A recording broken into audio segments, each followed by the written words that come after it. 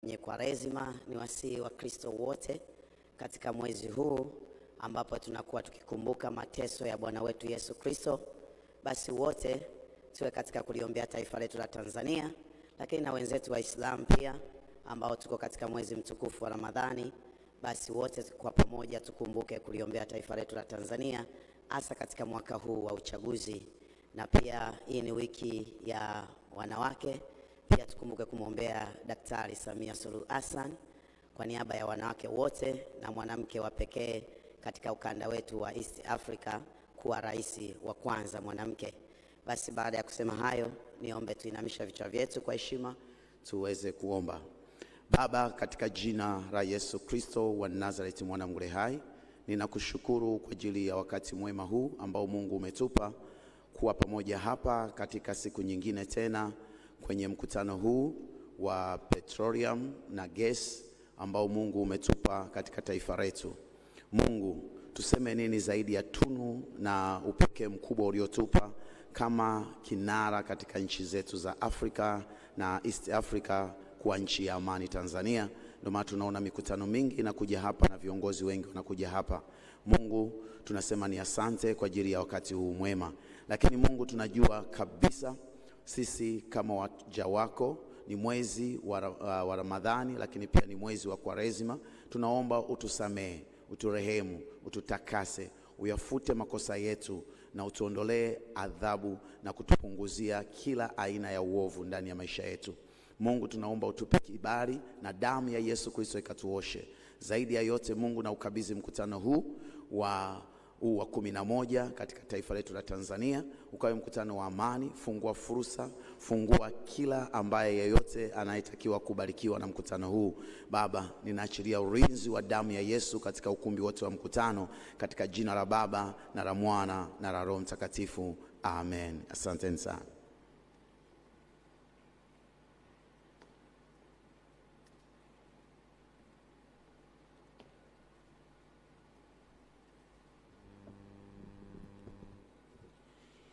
بسم الله الرحمن الرحيم.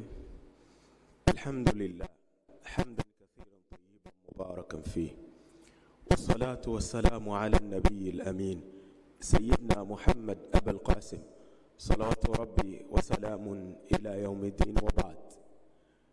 Ndugu zangu, hakika kila mmoja katika moyo wake na nafsi wake, hususani sisi ambao tuliofunga mwezi mtukufu wa Ramadhani, dua ya mfungaji huwa inakubalika moja kwa moja. Tumuombe Mwenyezi Mungu aijalie nchi yetu amani, aijalie kheri na baraka zake na utukufu wake. Alhamdulillahi rabbil alamin, wassalatu wassalamu ala rasulillahi Muhammad sallallahu alayhi wasallam. Allahumma ya maulana ya qadir, Allahumma ya maulana ya qadir, Allahumma ya maulana ya qadir. Ewe Mola wetu uliyekuwa mtukufu, kwa baraka zako na utukufu wako, ijalie nchi yetu ya Tanzania izidi kuwa na utukufu. Ijalie kila kheri, ijalie kila baraka na utukufu wako Ilahi, kwa baraka ya mwezi mtukufu, mwezi wa Ramadhani. Ilahi, jalia kiongozi ambaye leo ndiyo mgeni rasmi, si mwingine isipokuwa ni Makamu wa Rais. Mwenyezi Mungu mjalie kila la kheri, mpe taufiki, mhifadhi na umkinge kwa baraka zako na utukufu wako. Ilahi, waziri wa nishati Dr. Biteko, Allah zidi kumhifadhi, zidi kumuinua kwa baraka zako na utukufu wako. Ilahi, rais wetu wa Jamhuri ya Muungano wa Tanzania Dr. Samia Suluhu Hassan, Ilahi mhifadhi, mpe hikma, mpe busara ili tuweze kunufaika na yale ambayo yalikuwa kheri. Ilahi, Afrika yetu unaiona, tumekaa katika mkutano huu, tumekaa katika kikazi hichi, hatuna tunachofanya isipokuwa ni kufanya yale ambayo yaliyokuwa mazuri katika mustakabali wa Afrika yetu na duniani kote kwa pamoja. Ilahi, tupe yaliokuwa kheri na utukinge na yote yaliokuwa shari. Wa sallallahu ala sayyidina Muhammadin wa ala alihi wa sahbihi wasallam, walhamdulillahi rabbil alamin.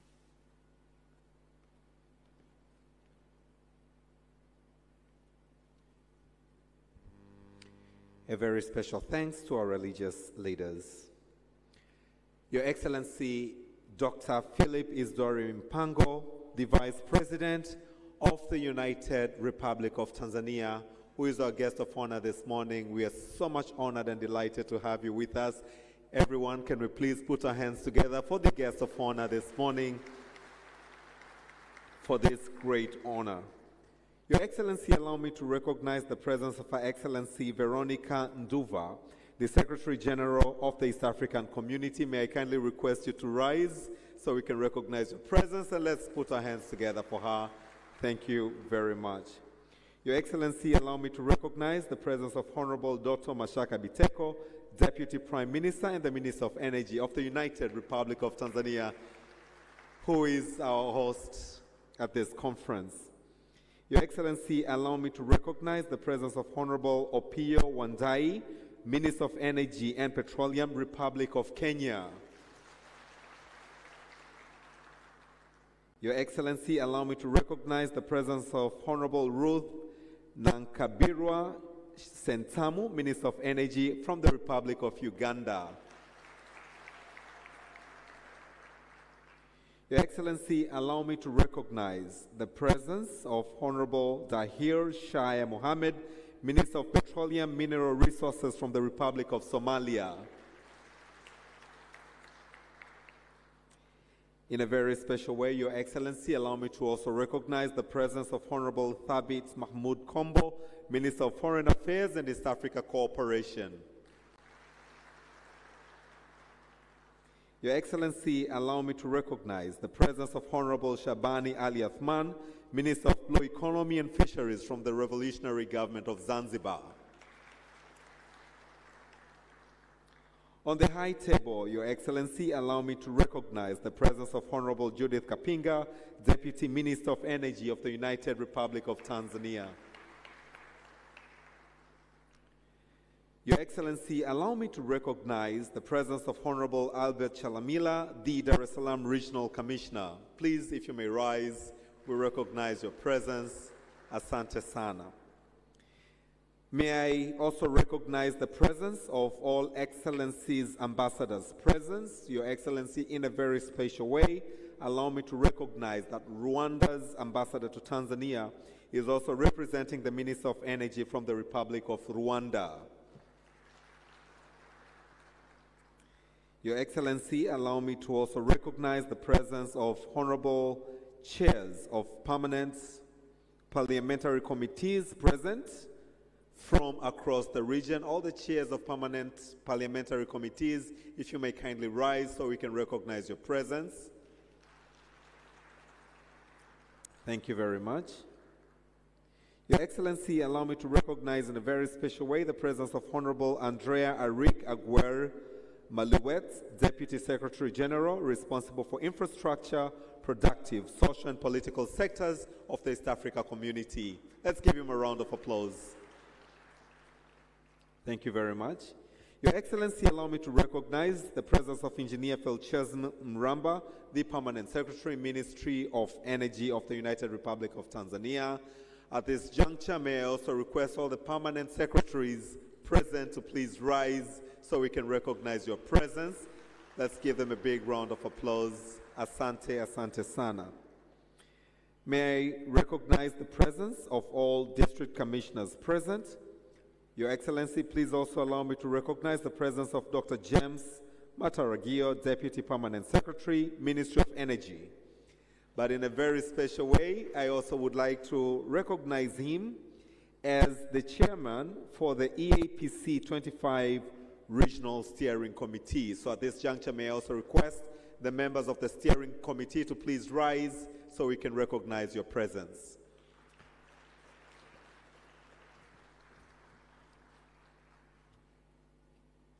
Thank you very much. Your Excellency, allow me to recognize the presence of Honorable Florence Namuyangu, Minister of State for Buyango Affairs from the Republic of Uganda. Very honored to have you with us. Thank you very much. Your Excellency, allow me to also recognize in a very special way the presence of Donald Kaberuka, economist and former president of the African Development Bank. Thank you very much. If you can kindly, sir, if you can kindly rise. If you can please stand up so we can recognize your presence. Let's give him a round of applause. Thank you very much. Your Excellency, this is a regional conference, and at this juncture, allow me to call upon country delegates that are present with us this morning. To begin with, all delegates from Rwanda, if you may please rise. Rwanda. Let's give them a round of applause. Thank you for coming. Burundi. Thank you, Rwanda. Burundi, delegates from Burundi. Let's give them a round of applause. Delegates from Uganda. Uganda.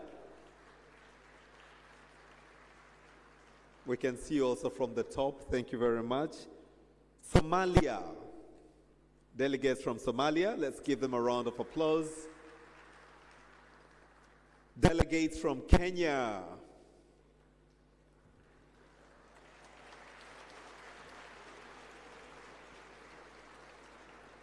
Your Excellency, almost half the room is Kenya. Delighted to have them with us, but not to forget the host, Tanzania. Can we all please rise and recognize the presence of delegates from Tanzania?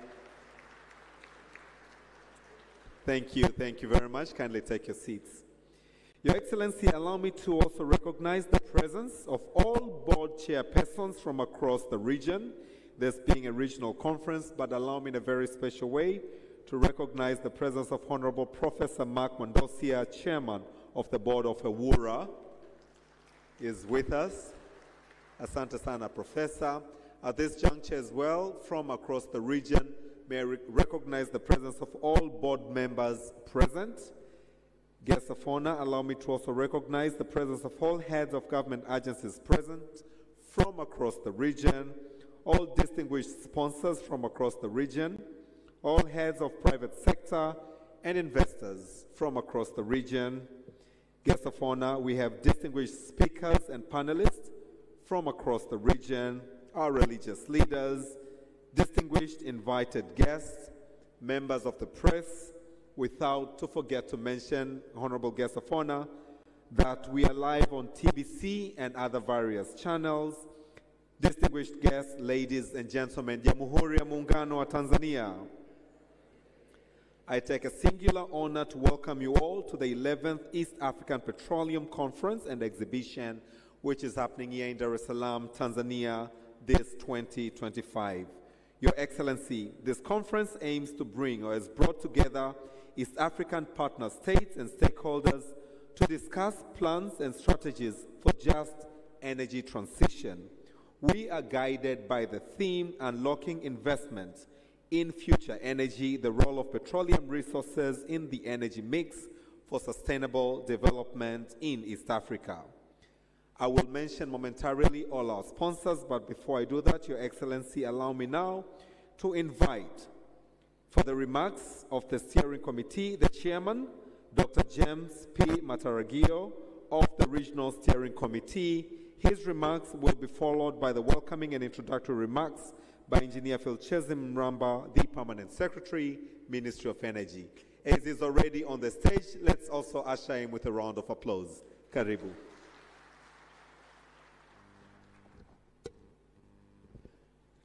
Your Excellency, Dr. Philip Isdori Mpango, Vice President of the United Republic of Tanzania, Honorable Dr. Doto Mashaka Biteko, Deputy Prime Minister and the Minister for Energy, the United Republic of Tanzania, Honorable Ministers from East Africa Community, partner states, from other countries, Her Excellency Veronica Nduva, Secretary General of the East African Community, Honorable Members of the Parliament of the United Republic of Tanzania, Honorable Albert Chalamila, Dar es Salaam Regional Commissioner, and other regional commissioners present, Engineer Philchezi Mramba, Permanent Secretary, Minister of Energy, and the host of this event, and all other secretaries present,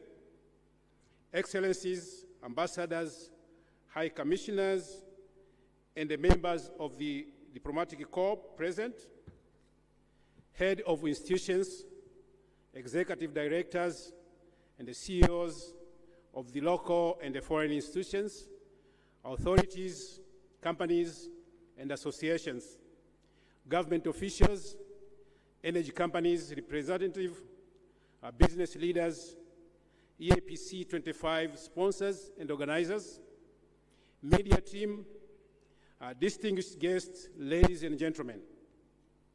Your Excellency, with immense pride, we celebrate 2 decades since the East African partner states established the East African Petroleum Conference and Exhibition with the primary objective of promoting exploration, development, and the production of oil and gas in the region. First held in Mombasa, Kenya, in 2003, since then, the conference has been biannually on rotation basis among partner states. Initially, when it started, the conference attracted fewer participants simply because it commenced at a time when none of the founding member states had started production of hydrocarbons. Your Excellency, with increasing hydrocarbon prospects in the region, the commercialization of natural gas in Tanzania in 2004, and the commercial oil discovery in Uganda in 2006, EAPC started to gain traction and attracted more participants.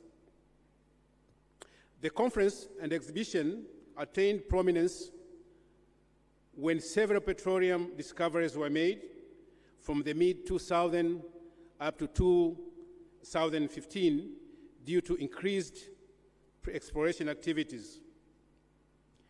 As a result, the EPC became a vital platform for member states to deliberate and draw actionable strategies to sustainably develop the discovered resources and enhance the exploration of petroleum in the region. Your Excellency, with time, EAC has expanded to 8 partner states, and this has made the EPC to grow even bigger and stronger.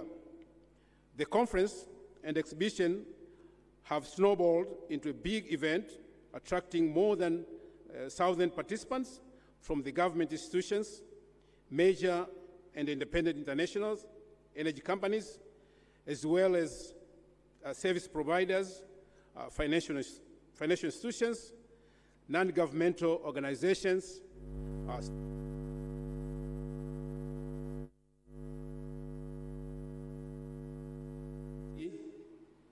The decision on when and where the conference will be held is usually made by the East African Community, EEC, sector, energy, petroleum, and mining, after which the regional steering committee was established to kickstart and coordinating for the conference.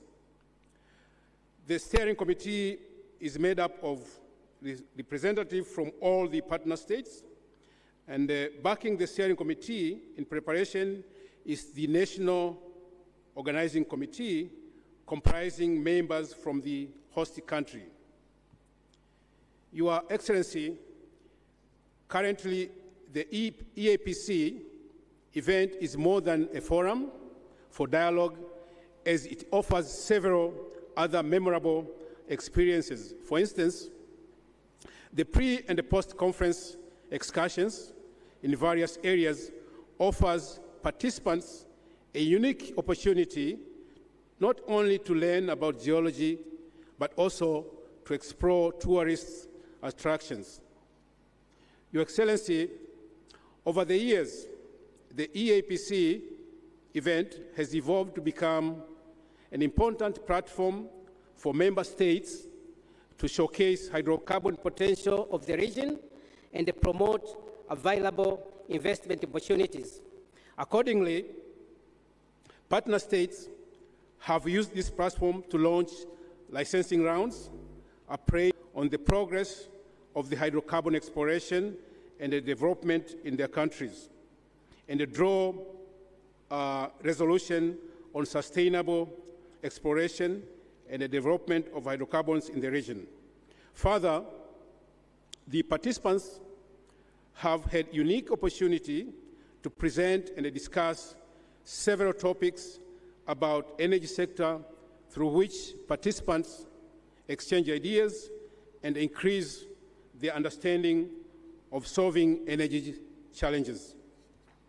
Your Excellency, now allow me to use this opportunity to thank the East African Community Secretariat and the Steering Committee members for their trust in me that I could chair and lead preparation for this event.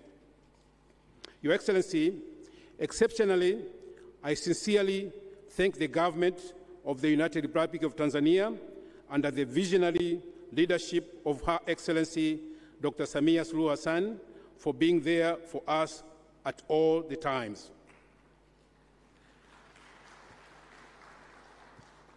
Further, we appreciate the support provided to us by the Minister of Energy, by the Minister of Foreign Affairs and the East African Community, East African Operation and Tanzania Minister of Energy in the cause of making this event successful.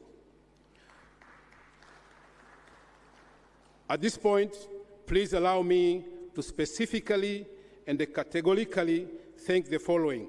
First, Honorable Mashaka Biteko, the Deputy Prime Minister and the Minister of Energy of the United Republic of Tanzania, for his invaluable guidance that enabled us to successfully undertake this event. Also, Honorable Judith Salivio Kapinga, the Deputy Minister of Energy, for being there for us and providing much needed support.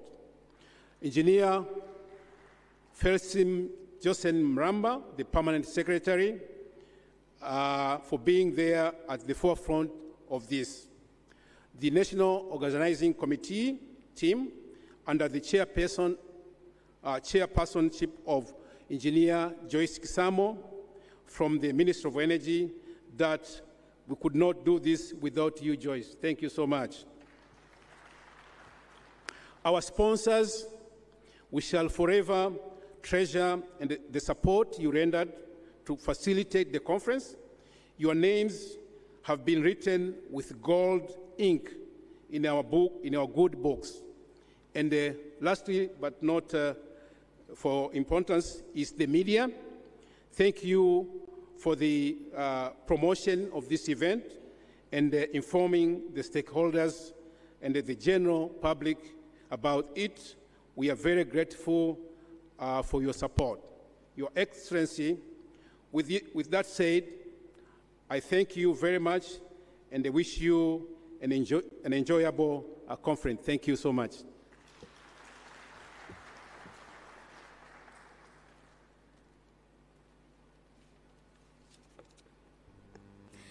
Let's once again give a round of applause to Dr. Mataragio. Asante sana, Doctor, tunakushukuru sana. Your Excellency, before the welcoming and introductory remark of P.S. Mramba, Permanent Secretary from the Ministry of Energy, allow me please to recognize our esteemed sponsors who have been sponsored us across the region. I would like to recognize the sponsorship from Tanzania Petroleum Development Corporation, TPDC. Makofi tafadhali kwao. Also, we'd like to recognize the sponsorship from Petroleum Upstream Regulatory Authority, PURA, in Tanzania. Also, we really thank you so much, the Energy and Water Utility Regulatory Authority, EWURA, in Tanzania. Without forget the Petroleum Bulk Procurement Agency, PBPA, in Tanzania.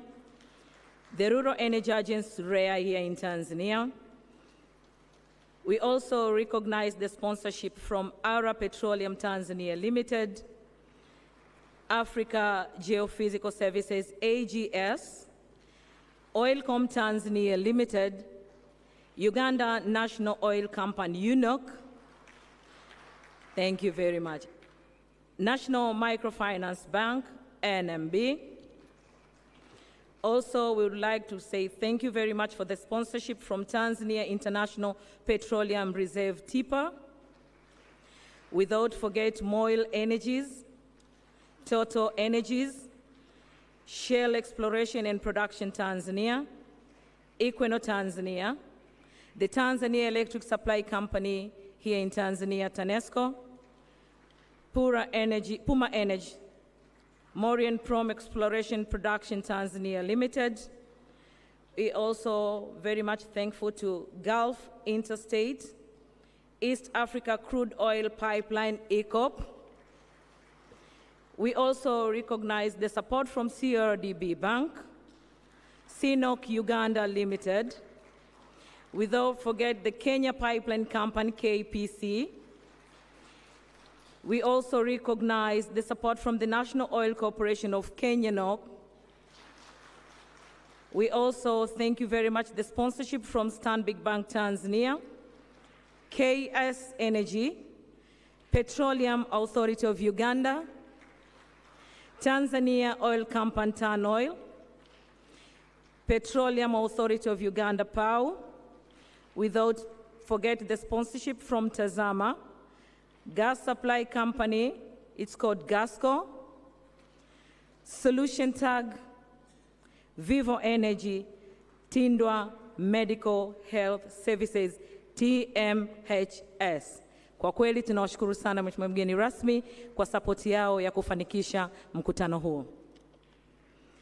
Your Excellency, allow me now to invite Permanent Secretary, Minister of Energy from Tanzania, Engineer Felicius Mimramba for his welcome and introductory remark, to be followed by key address from Dr. Kaberuka. Karibu sana Katibu Mkuu.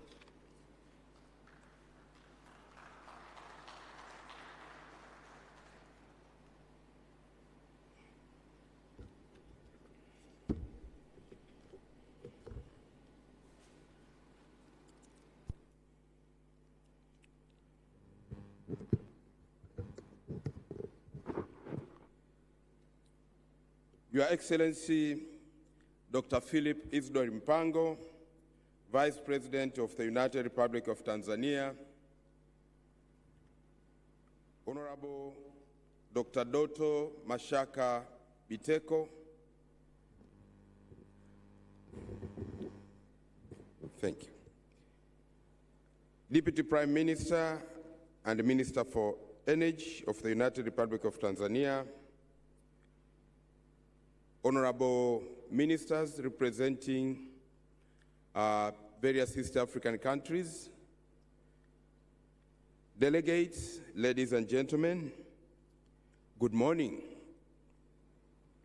Your Excellency, it is my privilege and honor to stand before you this morning as we gather for the opening of the 11th East African Petroleum Conference and Exhibition 2025. On behalf of the Minister of Energy, I extend a warm welcome to all our distinguished guests who came from different countries to participate with us in this conference. I trust that you have had an enjoyable stay in Dar es Salaam, and we hope that as we'll keep on staying in Dar es Salaam, you'll be safe and enjoy your stay. Your Excellency, this important event is a cornerstone in promoting the exploration, development, production, and sustainable utilization of oil and gas resources in East Africa. As we navigate the evolving global energy landscape, Tanzania remains steadfast in its commitment to leverage natural gas as transitional fuel, supporting industrialization, transportation through compressed natural gas, and ensuring access to clean cooking energy for our people and for the industries. In line with our national energy strategies, we are accelerating efforts to transit from traditional biomass cooking methods to modern and clean alternatives such as natural gas, liquefied petroleum gas, and electricity. This transition is crucial for enhancing public mitigating environment in order to address the issue of environmental degradation and fostering energy efficiency across our communities. Your Excellency, the East African Petroleum Conference and Exhibition is not just a regional gathering, but an international forum for collaboration, knowledge exchange, and innovation. It provides a unique opportunity for stakeholders to engage in meaningful dialogue, adopt cutting-edge technologies, and address sectoral challenges while working towards a diversified and sustainable energy future. For Tanzania, hosting this conference is a privilege as it allows us to exchange experience, build a stronger partnership, and deepen regional cooperation in the oil and gas sector, while also advancing the broader energy transition agenda. Moreover, it provides a platform to highlight the critical role of energy transition in achieving sustainable development goals. And of particular interest is promotion of clean cooking energy solutions that improve livelihoods and protect our environment.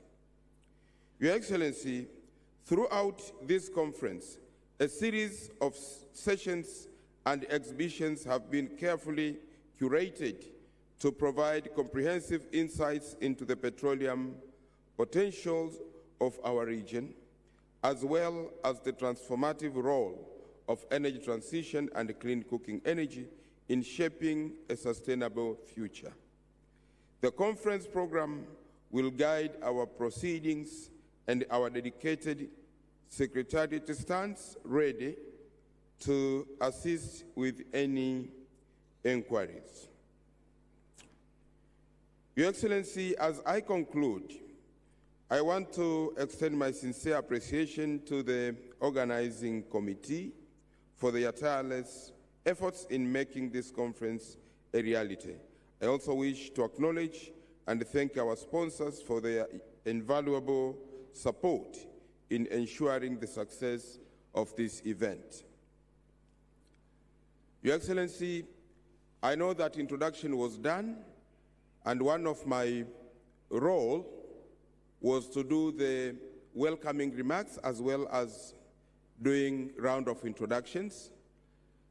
Now, Your Excellency, allow me to introduce few people who were not covered in the introduction done by the Master of Ceremony. And to start with, let me recognize presence of regional commissioners who are with us today.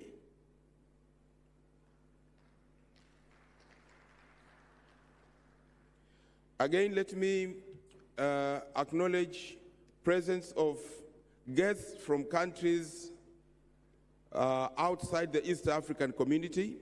And here we have guests from the SADC and other friendly countries. Please, can I invite you to stand and wave to the guests of honor.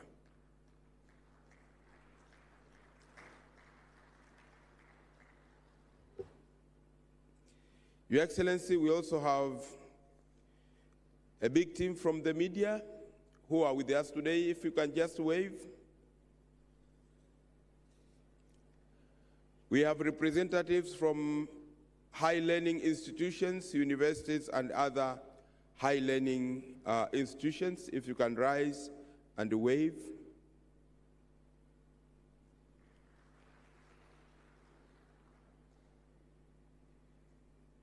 With that brief acknowledgement of few people who were not introduced earlier, let me, Your Excellency, thank you so much. And again, invite all of you, especially those who are coming from outside Tanzania, and say, feel at home in Tanzania for these few days. Asante sana.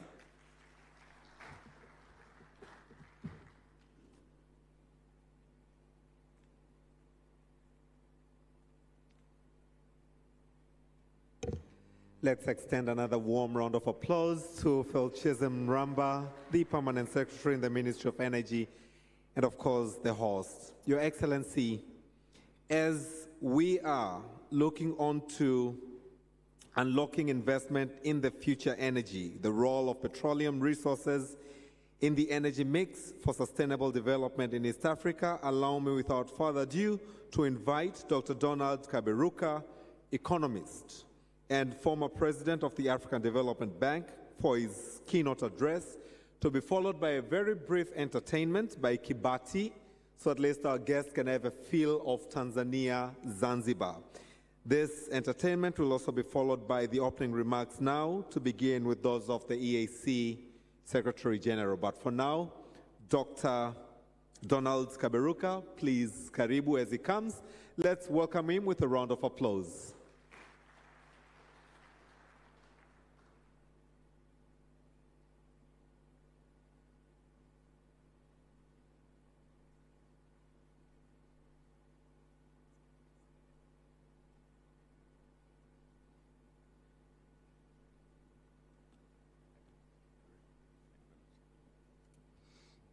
Thank you.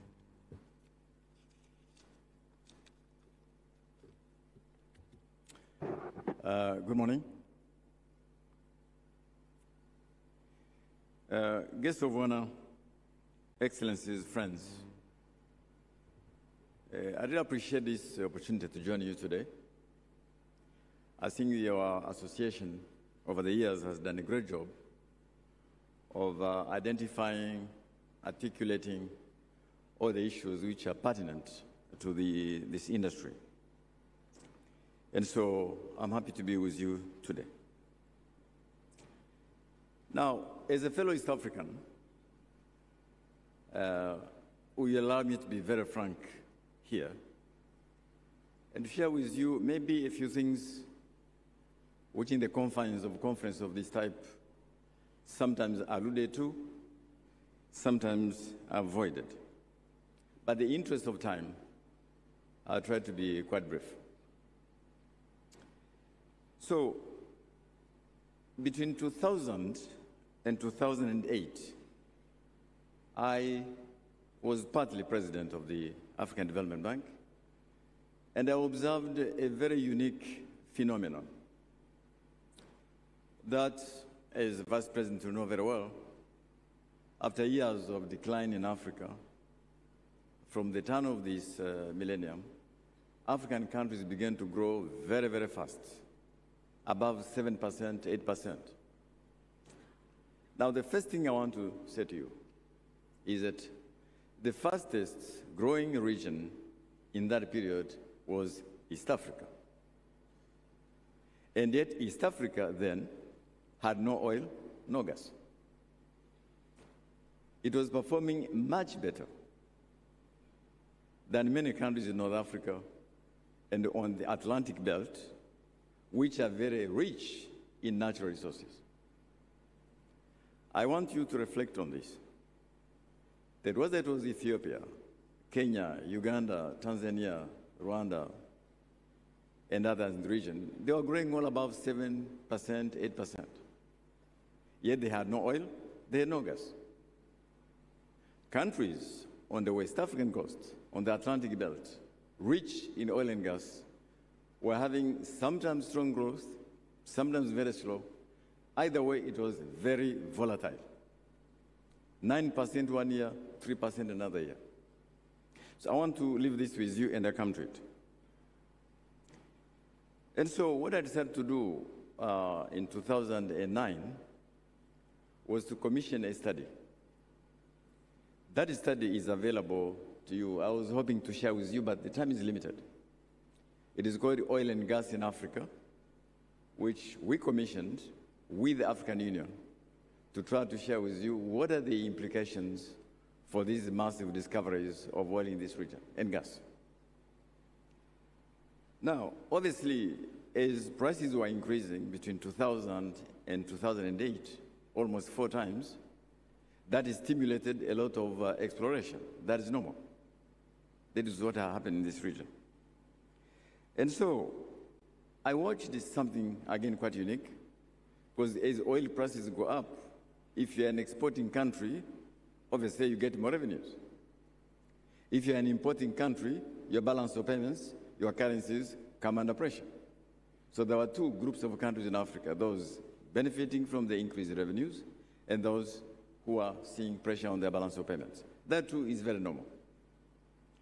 So I chose to do this study. I really hope you can look it up. And I had the following reasons why I thought this study was very important, and I really want to recommend it to you. The first one, so how come the East African region, which had no oil and gas, were doing much better than those areas with oil and gas?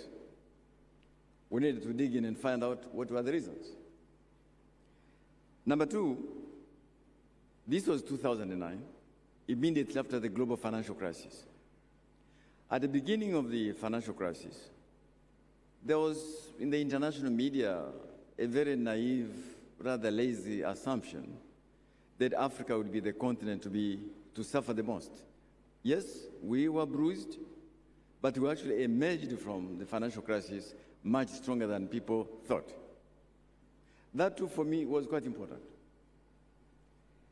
And number three, I was concerned about the euphoria and the implications of euphoria on economic policy.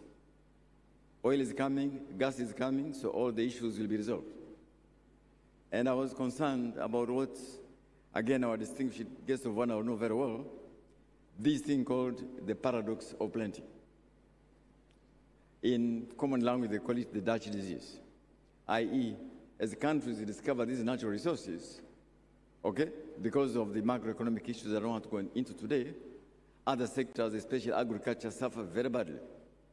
And so countries who are self-sufficient in food suddenly become net importers of food, jobs get lost, the enclave economy develops, and there are no linkages with the rest of the economy. The first reason I was keen to look into this was that some countries, they discover these resources, decide to set up special funds known as sovereign wealth funds, or what some people call intergenerational funds. That is to say, as you recoup all these resources, you don't spend all of it, you save a lot of it for future generations, which is a very good thing to do. Botswana has done this for years, and Libya as well. And so many of these countries were keen to set up the sovereign wealth funds. But it was not working quite well. And I was keen to understand, so, if you want to set up a sovereign wealth fund, as I'm sure many of you will do, what kind of sovereign wealth fund would that be? It could be a fund for a rainy day, a counter-cyclical fund. It could be a fund for investment, or it could be a fund for future generations. But my assessment of the different funds, we look at about 11 of them, the evidence was quite mixed. And we were keen to see what kind of recommendations we could make to those countries. And finally, this is very important for our friends, the Minister of Energy. Thank you, PS, for what you said today. You see, whether it is hydropower, whether it is power from fossil fuels, whether it is power from other sources, two things are critical. Number one, there are very few countries in the world who can have energy security totally from their own domestic resources. It is absolutely important to build regional energy markets, as we are trying to do in East Africa. Buy and sell from each other, as I would encourage you to do. But how do you do that? How is it best done? And one more thing, I found that as you look at energy security, there are a number of considerations. The first consideration is that, of course, it should be available. But it might be available and not accessible. So the second thing, it must be accessible. And the third thing is it might be available and accessible, but not affordable. And so it is available, but there is no energy security. And typically, as you know very well, the biggest culprit in all this was the financial state of our national off-takers, the national electricity company, national power companies, which are the biggest buyers of these resources, which then distribute them in the grid. I found that in many of our countries, even though power was available, affordability was a problem, because the national off-takers' balance sheets were so bad, so poor, that they were passing on the cost of inefficiencies to the consumers and to industry. And very finally, I looked carefully at countries who we call them the first generation of gas and oil producers. How many of them have actually created a petrochemical industry? In other words, all the way from here to here. We are digging oil and gas, exporting it, getting revenues, but hardly anyone, except two, tried to begin the process of building a petrochemical industry to be part and parcel of the global value chain of this particular asset. Now, I've been told again time is limited, so I don't have time to go into all this. But I want to share with you some of our findings. And I want to encourage you to look at that report. It's called Oil and Gas in Africa by the African Development Bank and African Union, and it's dated 2009. It's 15 years ago, so it's a bit dated, but you may find some useful tidbits in there. Both on issues around which we'll be discussing today. How do you attract investment? What kind of investment? How do you negotiate contracts? How do you ensure local content? How do you ensure backward linkages? And all the stuff you know very well. So here is the first conclusion, which again I want to repeat because I've already referred to it. Natural resources do help our economies, but they're hardly ever the decisive factor. Natural resources are hardly ever the decisive factor. A famous expert distinguishes two types of wealth. There is wealth which you inherit from God, and there is wealth which you create. There are two forms of wealth. So the secret of successful countries who discover natural resources are those able to transform the inherited wealth, oil and gas and diamonds, into created wealth, which means the human mind. This is a conclusion which I'm sure you are very much aware. Natural resources are depletable. They will end one day. Even if they did not end one day, by themselves, they don't constitute wealth. They increase the size of the balance sheet, but hardly constitute wealth. It's a conclusion which sounds obvious, but which many countries have forgotten. So how are you able to take those natural resources inherited from God and turn it into created wealth through the things, social investments, you know very well, is a key. And so, possession of these resources is no guarantee of prosperity. Is no guarantee of prosperity. It all depends upon, as you know, how you negotiate the contracts. I know this is very controversial, but there are experts here on that. How you negotiate the contracts. The kind of partnerships between different parts of the industry. I think here, Botswana is a very good example of how over the years, the country in the diamond industry created a relationship which has gone on for almost over 60 years, quite successfully, until I think recently they had to negotiate a few things. But if the contracts are poorly negotiated and have to be renegotiated every so many years, then there lies an element of instability which does not serve the industry very well. And the third thing, of course, is how you manage those resources. You could manage them in a fiscally prudent way, which ensures macroeconomic stability, or in an imprudent way, which generates debt and unsustainability of the same debt. It's a fiscal choice which the country makes, and many of them have made either good choices or bad choices. And the very last point here, I'm sure you'll be discussing it again, is how you ensure that in the current discussion about the journey to net zero, to net zero by 2050, how our industry is designed to be part of that journey, but taking into account the fact that we are still an energy-poor continent, but also that we start from different starting points, and therefore our energy transition will be different. How that is designed as we develop this industry is extremely important. So that probably is something which you're familiar with. The second conclusion on this paradox of plenty, i.e., a country is very rich, exporting maybe 1 million barrels of oil per day, but 60% of the population live below $1 a day. That is a famous paradox of plenty. Partly because the oil and gas industry are what we call enclave industries.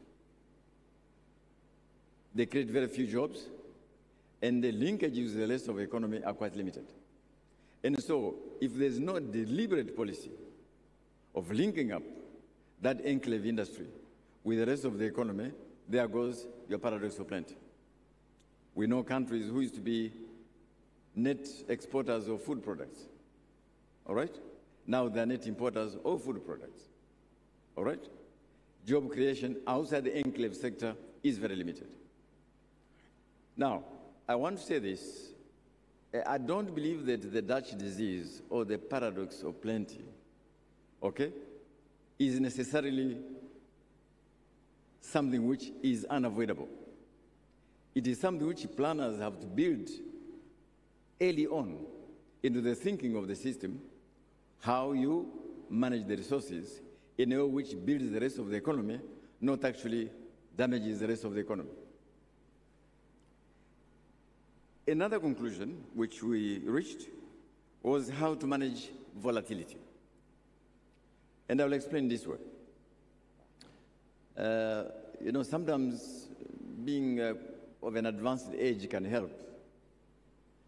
In 1972, I don't see many people in this room who were born then.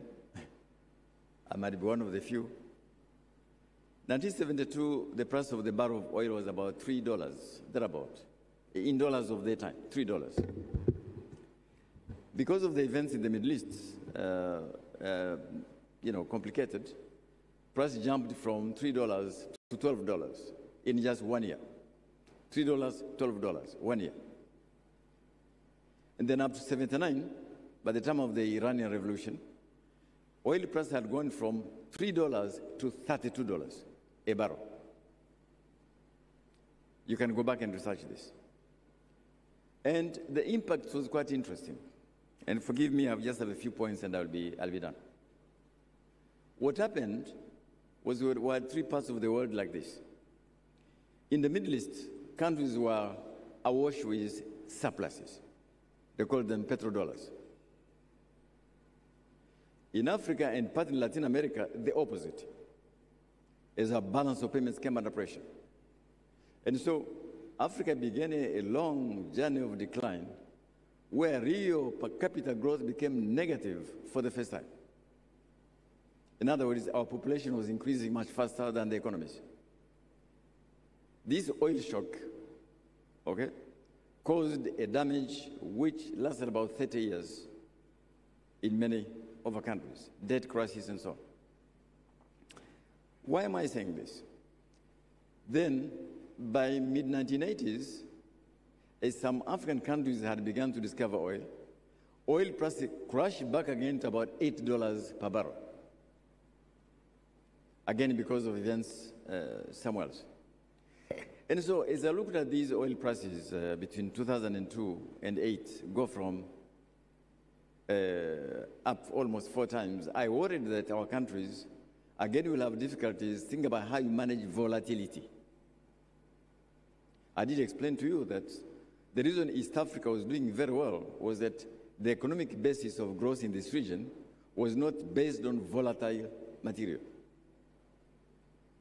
Okay, so how best do you manage volatility? I'm not here to explain something which you know very well. I will leave that to you. But I think the more you think about the fact that exploration in this region has happened at large scale because the oil prices were very high. But the world being what it is, one day these same oil prices might come down. So what do you do? I said that one of the reasons we're doing this study was that we're figuring out what kind of funds you could establish which take care of those kind of situations.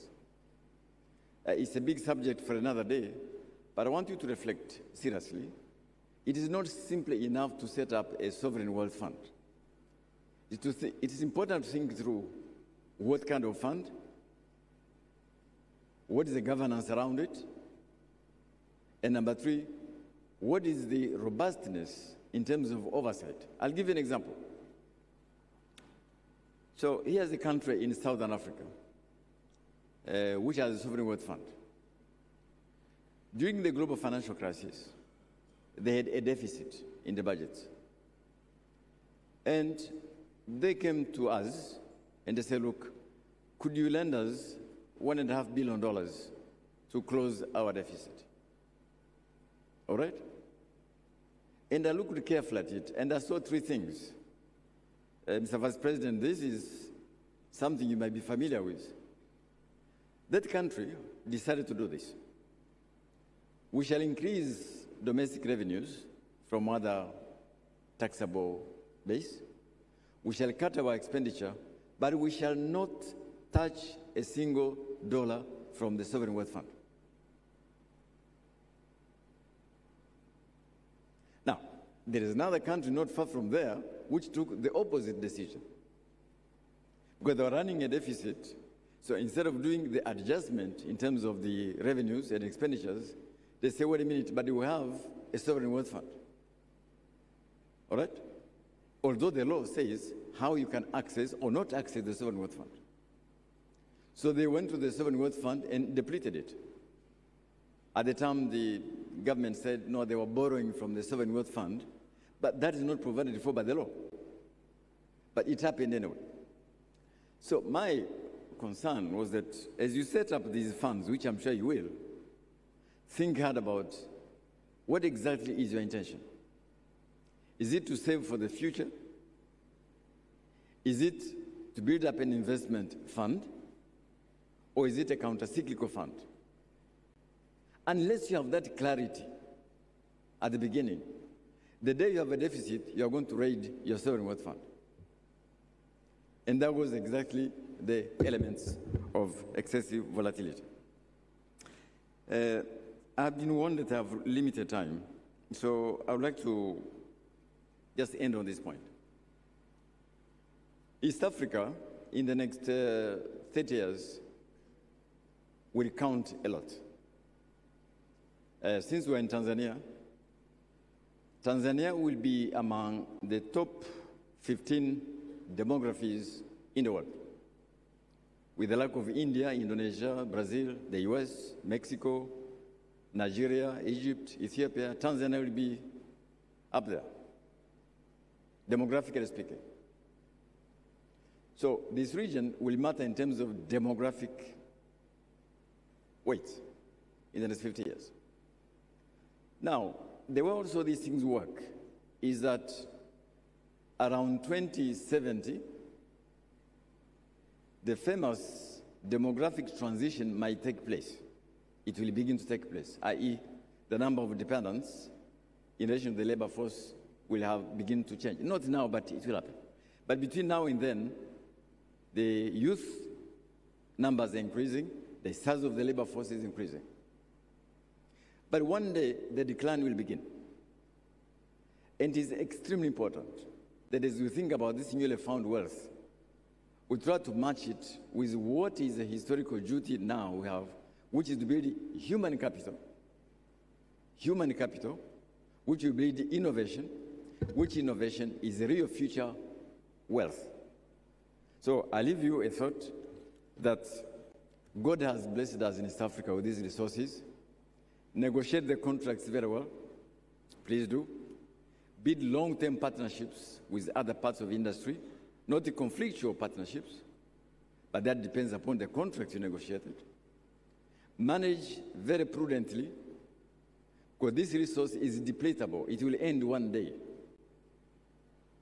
And even if it does not end soon, it is very volatile, especially in the context of the energy transition which we are facing, which we have to address quite differently. So I want to wish you very well. I want to thank you for what you do. I looked through your program, everything's there. You are going to discuss all the pertinent issues, but I wanted to leave you these humble thoughts. Thank you again for inviting me. Thank you.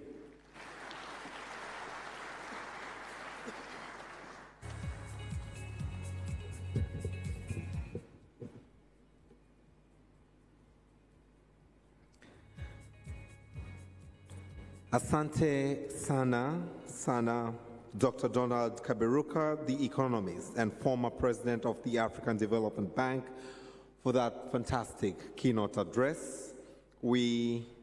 Guest of honor, allow me to take cognizance of the fact that Her Excellency Leontine Nzeimana, the Burundi ambassador to Tanzania, is also here at the capacity representing Honorable Ibrahim Uwizeye, the Energy and Mines Minister. Can we once again recognize the presence by giving her a round of applause? Thank you very much. Your Excellency, allow me now to get a bridge of entertainment as I bring Kibati all the way from Zanzibar for a short entertainment. This entertainment will now be followed by the opening remarks, which shall commence by the remarks by Her Excellency Veronica Nduva, the EAC Secretary General, to be followed by those by Honorable Dr. Doto Mashaka Biteko, the Deputy Prime Minister and the Minister of Energy, who will then invite you to speak to the East African region using through this audience. But for now, Kibati karibuni sana for a few minutes of entertainment, a spice and taste of Tanzania entertainment from all the way from Zanzibar. Karibuni sana. Hello. Asante, Mheshimiwa mgeni rasmi. Kibati ni miongoni mwa ngoma ambazo ni maarufu sana. Zinatokea kule kaskazini Pemba na zinachezwa katika sherehe tofauti tofauti. Basi tuwaruhusu Kibati ili waweze kutuonyesha asili ya malenga wawili ambao kwa sasa amebaki mmoja ili kuweza kupata burudani kutoka Afrika Mashariki. Karibu Kibati. Hello.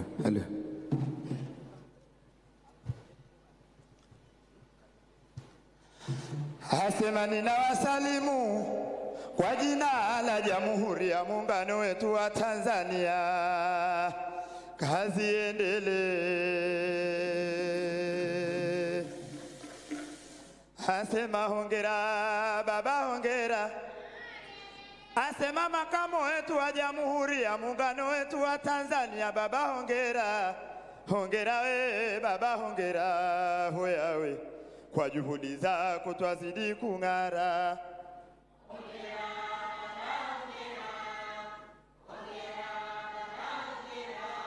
Hongera we baba hongera hoyawe.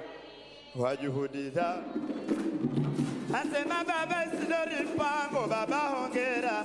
Bwana baba twakupa hongera. Chuo cha mafunzo twakupa hongera.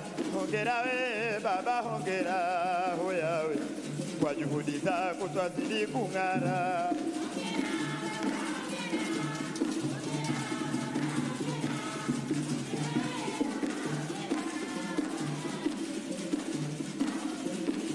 Hema kwa juhudi zako baba, kwa juhudi zako baba Isidori Mpango, si kwa juhudi zako zidiku.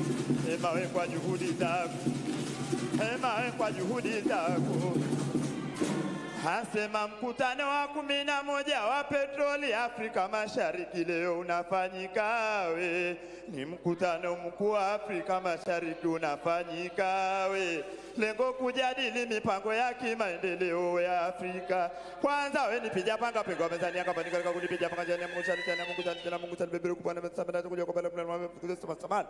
Sema to kuja kwa bara bimungu amlandira bya kuje kama sana kwa bara tumbuke ndani na dua ya malenga hairudi asilani. Mie nikiomba dua zangu wenzangu mwiti. Asema furaha leo furaha baba zimetuja. Asema makamu wetu wa Jamhuri ya Muungano wa Tanzania, karibu baba, wanao leo tushakupokea. Baba, tunakushukuru sana leo kwa kuhudhuria. Kusema furaha niliyokuwa nayo baba siwezi kujizuia, maana mie mwanao huwa na enjoy baba kila kibati ninapokuimbia. Asema japokuwa watu wanakaa na kunisema vibaya, basi leo nawaambia mena makamu wa Jamhuri ya Muungano wa Tanzania ni sawa na mgonjwa na dawa, tuambia wazi wazi bure munajisumbua. Asema mkutano wa 11 wa petroli Afrika Mashariki baba leo kuja kufungua tena, mashahidi macho yetu leo tutajionea, na wageni mbalimbali kutoka nchi mbalimbali twawaambia karibuni. Tanzania ni nchi yenye amani, leo tushawapokea. Asema Tanzania ni nchi yenye amani, leo tushawapokea, karibuni. Karibuni tena mujisikie furaha huku mukishangilia.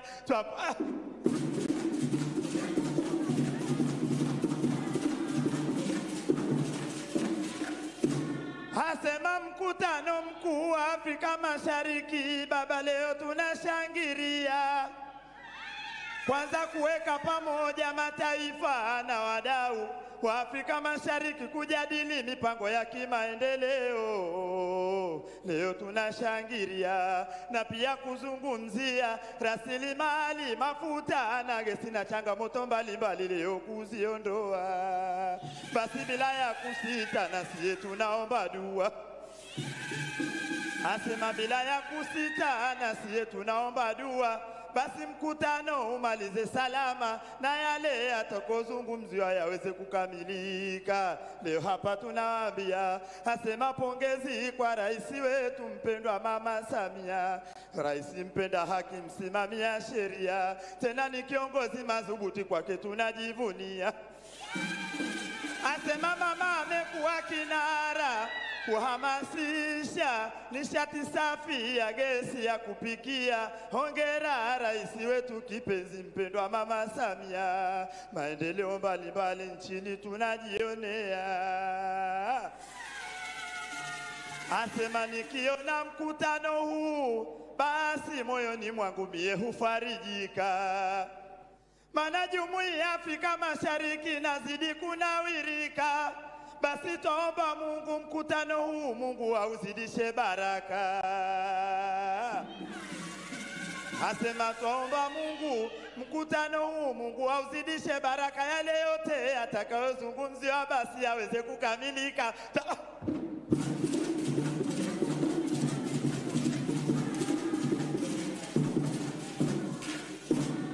Asema mpewa hapo kwenye kiwahenga wameshatwambia, hema hata ukifanya chukiwe bure unajisumbua. Sema naibu wetu waziri mkuu si mwengine baba, siye wanao pongezi twa kutolea. We ni kiongozi mashuhuri, hakika twajivunia.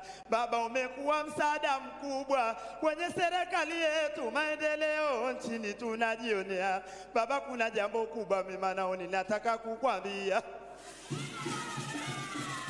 Asema ulipokuja Zanzibari baba kufungua jengo la Zawa, kikundi chako cha mafunzo siye ndiyo tulioingia. Baba hukuja mikono mitupu, zawadi ulituletea. Basi leo mbele ya hadhara hii najua baba zawadi umetuandalia. Asema nikija hapo mbele namuona Mheshimiwa Baba Mahamuti Sabiti Kombo, tunakupongeza sana. Asema ni kiongozi mashuhuri, mpole, hapendi shari, ni mtu mwenye hekima. Baba uongozi wako tunaona we ni kiongozi hodari sana. Asema na waziri wetu kipenzi wa uchumi wa buluu si mwingine Baba Shabani asiyetambwa nani. Asema Baba Shabani umeshika tama, unawaza kitu gani? Siye ni kikundi chako kile kile cha mafunzo kutokea visiwani. Baba kukuona kwa hakika tumefurahika moyoni. Asema kukuona kwa hakika tumefurahika moyoni. Baba usione ajabu usieni wanao, hakika tunakupenda moyoni. Najua baba huwezi kukaa kitako, lazima utasimama kuja hapa leo uwanjani. Asema we sherehewe, leo twasherekea. Viongozi wetu wapo vitini wametulia we. Hongera viongozi wote twawatolea. Ema we sherehewe, viongozi wetu wapo vitini wametulia we. Hongera viongozi wote twawatolea. Asema wawapiwe, wawapi leo viongozi wetu waje hapa tufurahike nao.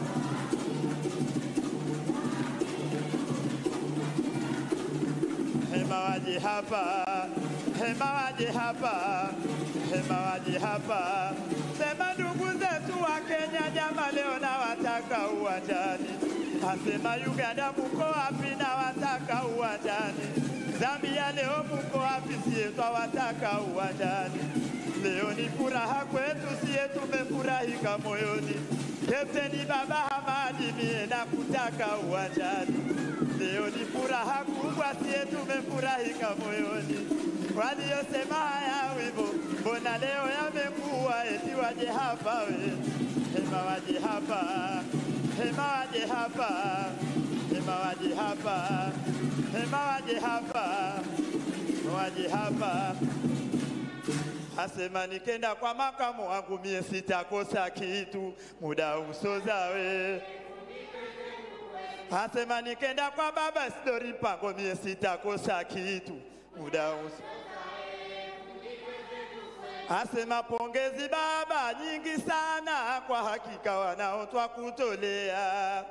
Najua baba Isidori Mpango sasa hivi umetulia, maana mwanzo toka nilipoingia baba unashindwa kunitizama, na mimi sasa hivi kibahati baba unakiangalia. Asema sasa unasikiliza maneno yangu mazuri hapa ninayokuambia. Asema baba niliposikia unakuja, basi jana mwanao niliota tena ndoto usiku ya kushangaza. Baba ndoto niliyoyota neyota usiku wa kiza. Asema neyota baba kutoka kwenye kiti kunkuja uwanjani, ishara ya kunipongeza. Basi mwanao nikakaa ndoto hii nikajiuliza, baba itakuja tokea kweli au shetani mbaya kapita kunipumbaza. Asema baba itatokea kweli au shetani kapita kunipumbaza, na mimi baba Isidori Mpango leo mbele ya hadhara hii ndoto utaitimiza vota. Muda usozawe fundi. Asema nikenda kwa makamu wangu sitakosa kitu. Let us all clap our hands. Asema nikenda kwa baba Isidori Mpango sitakosa kitu. Asema hongera mwanangu we, hongera na nimwajikaje. Sema hongera na sisi wanao. Asema baba Isidori hongera we, na nimwajikia vipi. Hongera na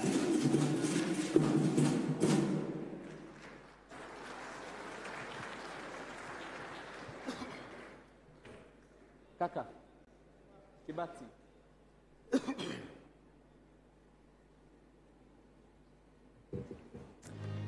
Excellencies, distinguished delegates, ladies and gentlemen, let's give Kibati another round of applause for good representation of Zanzibar, Tanzania.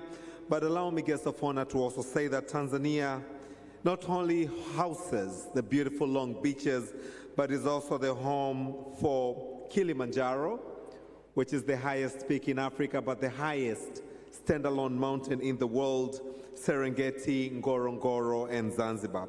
Without further ado, guests of honor, allow me now to invite Her Excellency Veronica Nduva, the Secretary General of the East Africa Community, for our opening remarks. Our opening remarks will be followed by the remarks from the ministers present, to begin with the minister from the Republic of Uganda. As she's already on the stage, let's give her a warm round of applause. Karibu sana. Thank you very much, And thank you, Your Excellency, for releasing the dancers, finally. Excellency, the Deputy, Excellency Dr. Philip Mpango, the Vice President of the United Republic of Tanzania, Excellency, the Deputy Prime Minister of Energy and Minister of Energy, United Republic of Tanzania, Honorable Dr. Mashaka, Honorable Ministers, allow me, Your Excellency, naomba uniruhusu nisimame kwa itifaki zilizowekwa kwa ajili ya muda. Excellency, it is my great honor to welcome you to the 11th East African Petroleum Conference and Exhibition.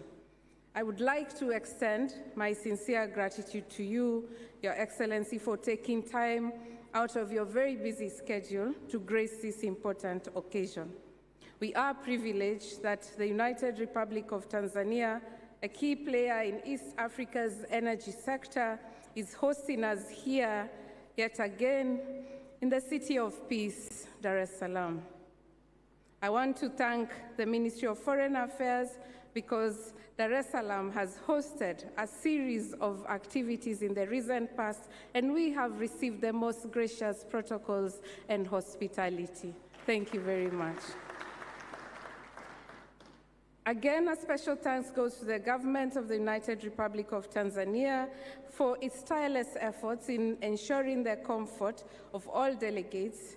I also extend my appreciation to the ministries responsible for energy for their hard work in organizing this event on behalf of the ESC and for the steering committee for the great execution.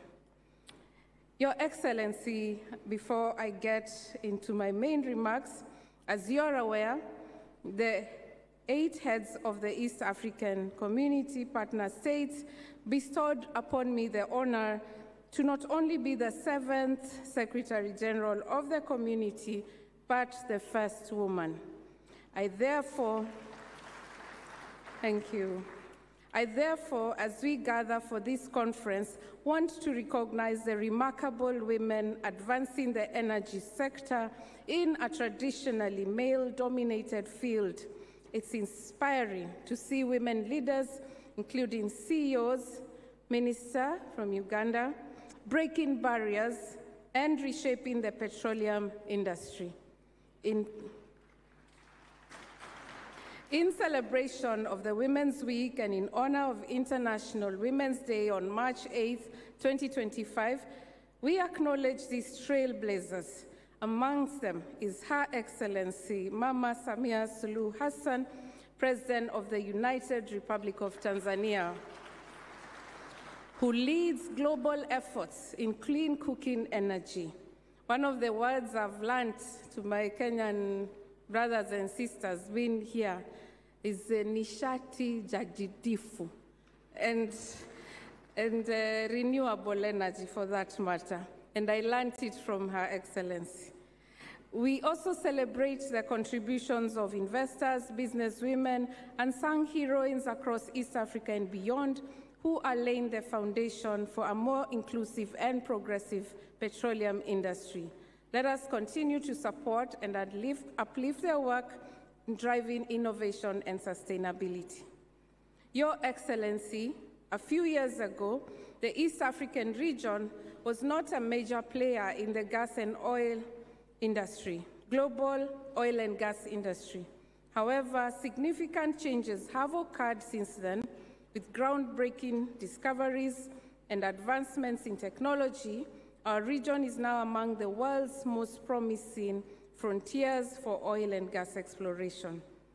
To date, the East Africa has discovered approximately 6.5 billion barrels of oil in Uganda, 750 million barrels in Kenya, and over 50 trillion cubic feet of natural gas in Tanzania.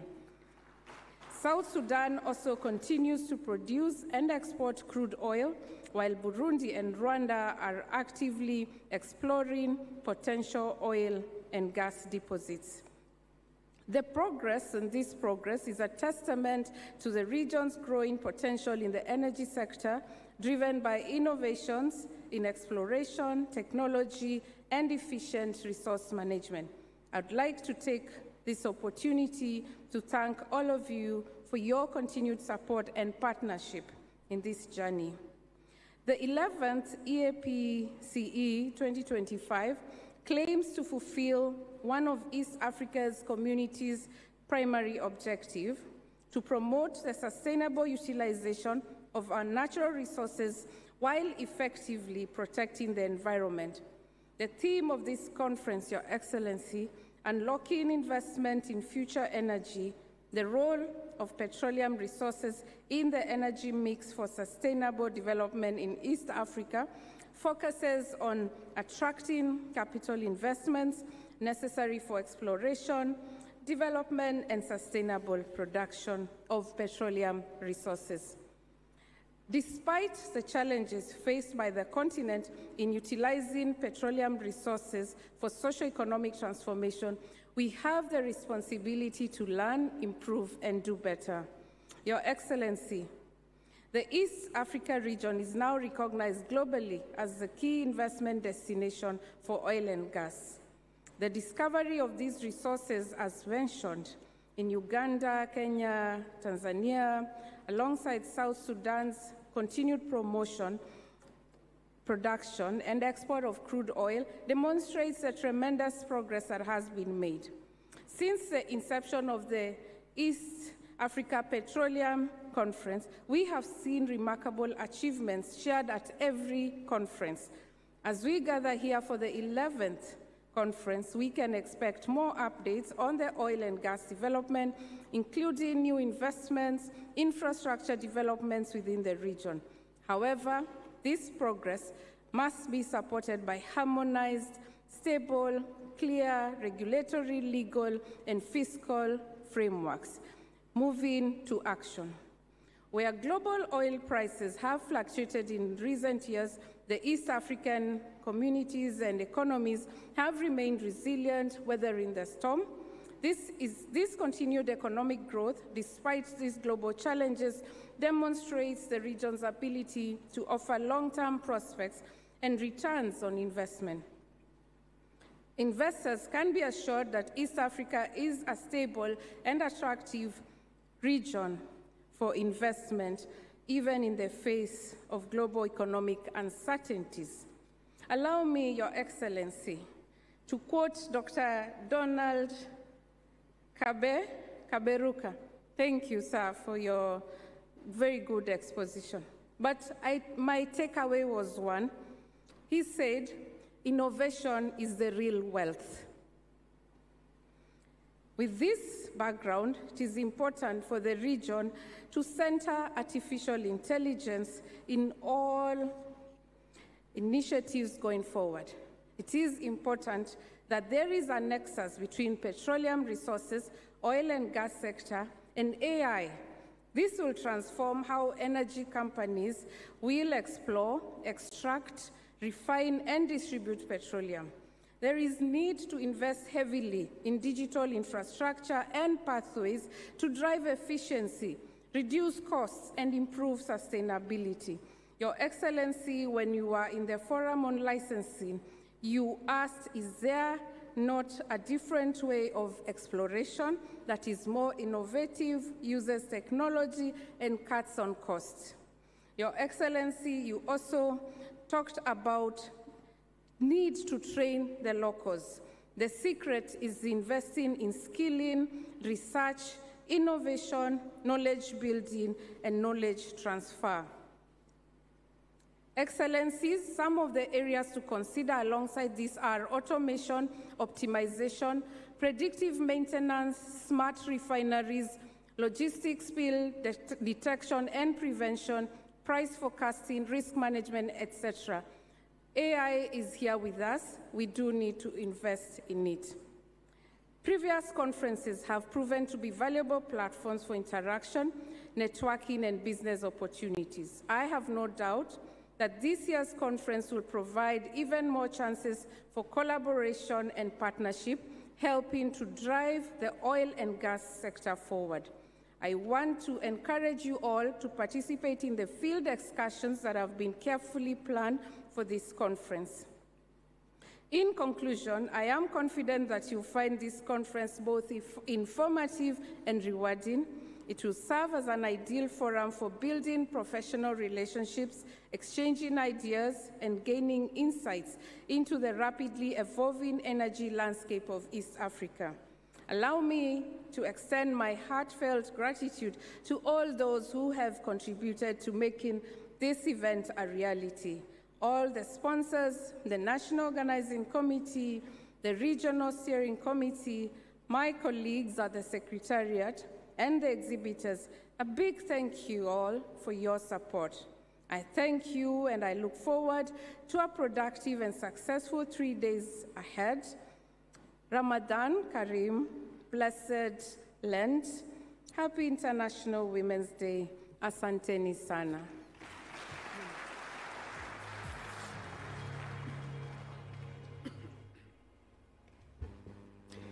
I'm sure we can do a better round of applause. Let's give a warm round of applause as we thank you, Your Excellency Veronica Nduva, the Secretary General of the East Africa Community, for those wonderful welcoming remarks. Your Excellency, allow me now to request the countries for their country remarks, to begin with Uganda, Republic of Uganda. These remarks will be made by Honorable Ruth Nankabirwa Sentamu, the Minister of Energy. Karibu, karibu sana, to be followed by Kenya.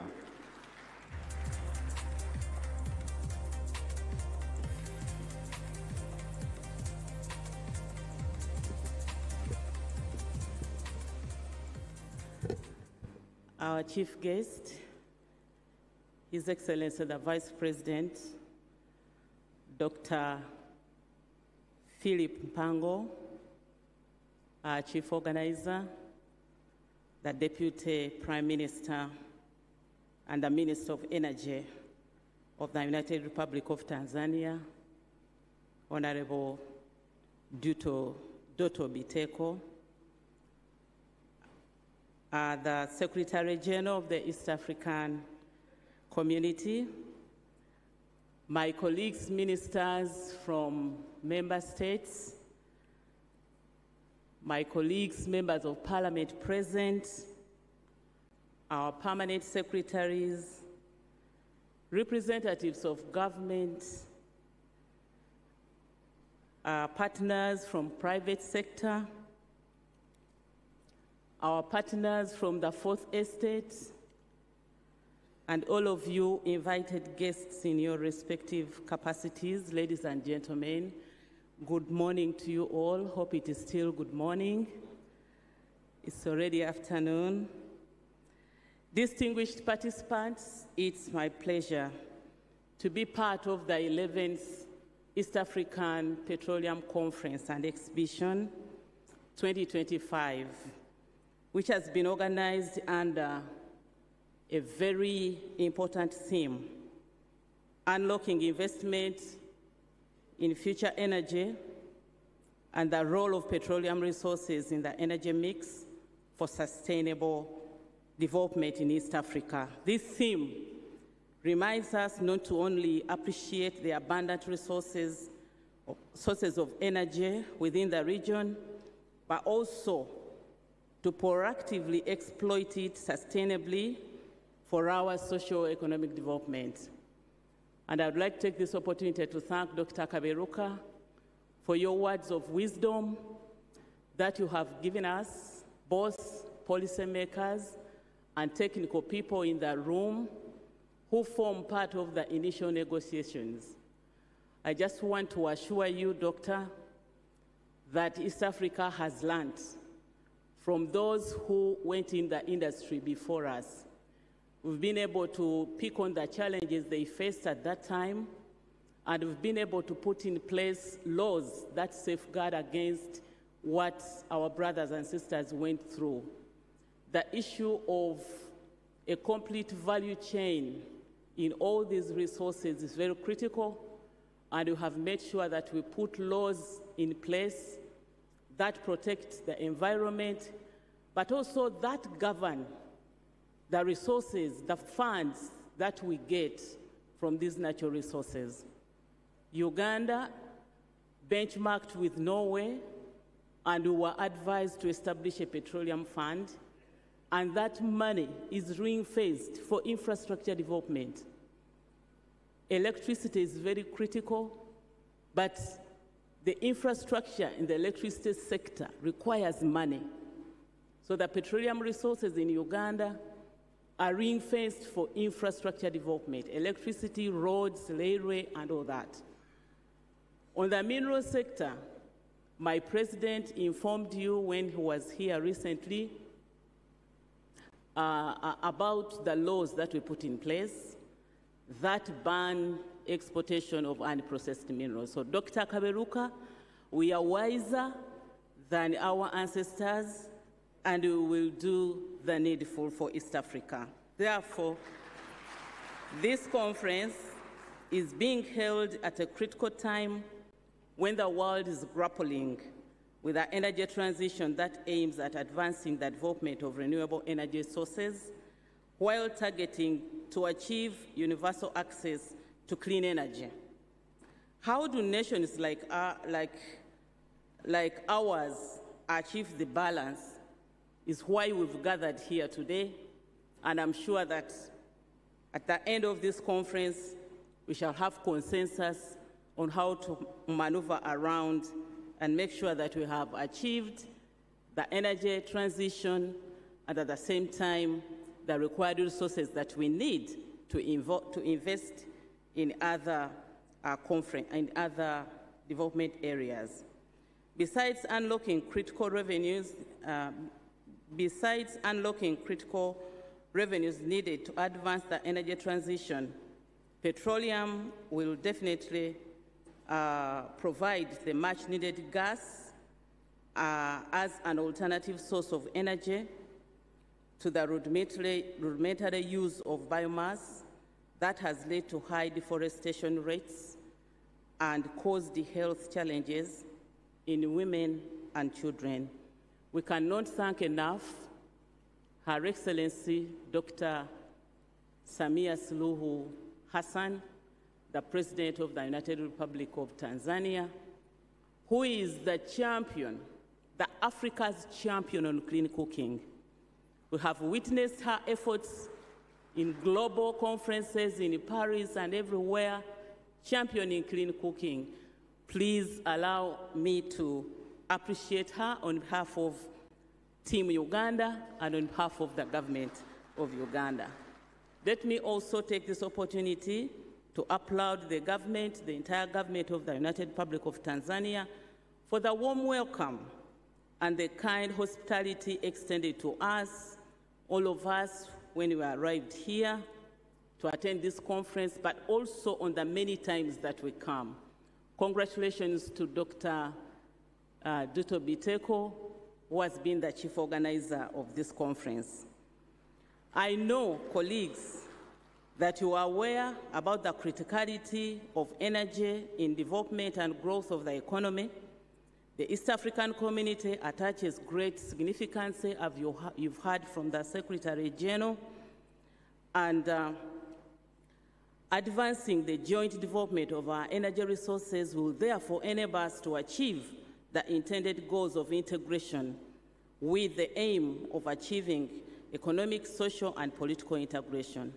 This will enhance competitiveness through increased production, trade, and investment in the oil and gas sector. Therefore, as East African partner states, we should place strong emphasis on cooperating in joint exploration and development of the energy resources found within the community and to promote investment in the sector. During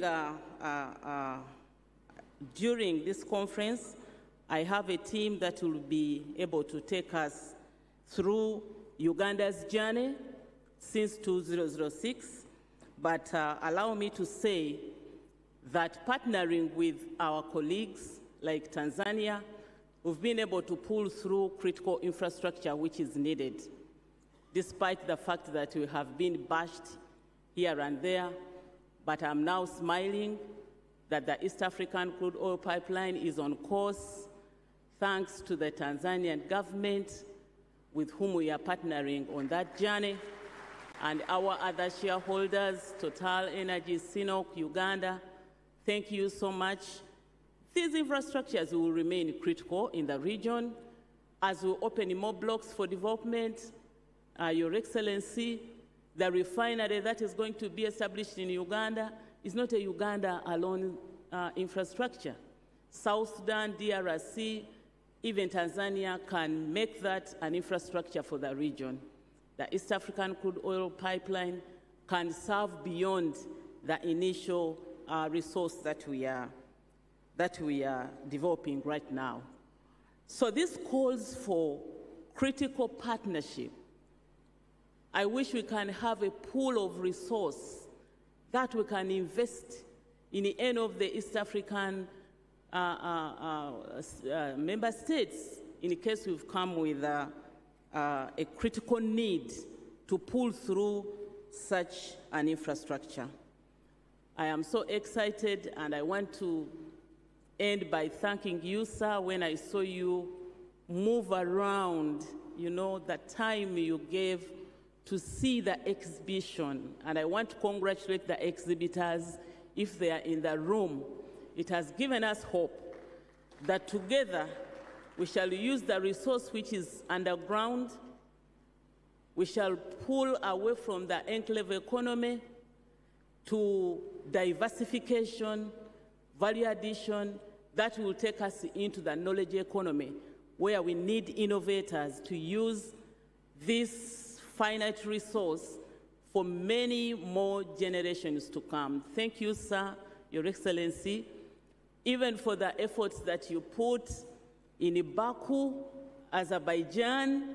We saw you, we applauded you, and it gives us really high hope that if we move together, we'll be able to see the real socio-economic transformation for the East African people. Once again, thank you for the invitation. We are feeling at home. Thank you so much. May God bless you all.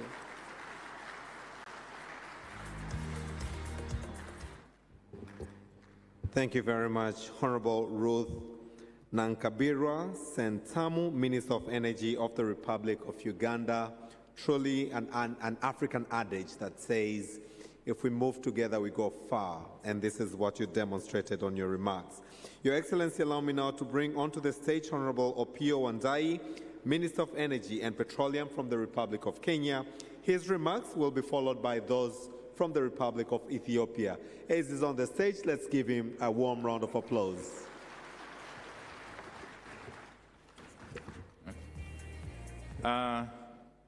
The chief guest, Your Excellency, Dr. Philip Mpango, the Vice President of the United Republic of Tanzania, our host, the Deputy Prime Minister and Minister for Energy of the Republic of Tanzania, my colleague, ministers from the region, distinguished delegates, ladies and gentlemen. I bring greetings and a message of goodwill from the President of the Republic of Kenya, His Excellency, Dr. William Ruto.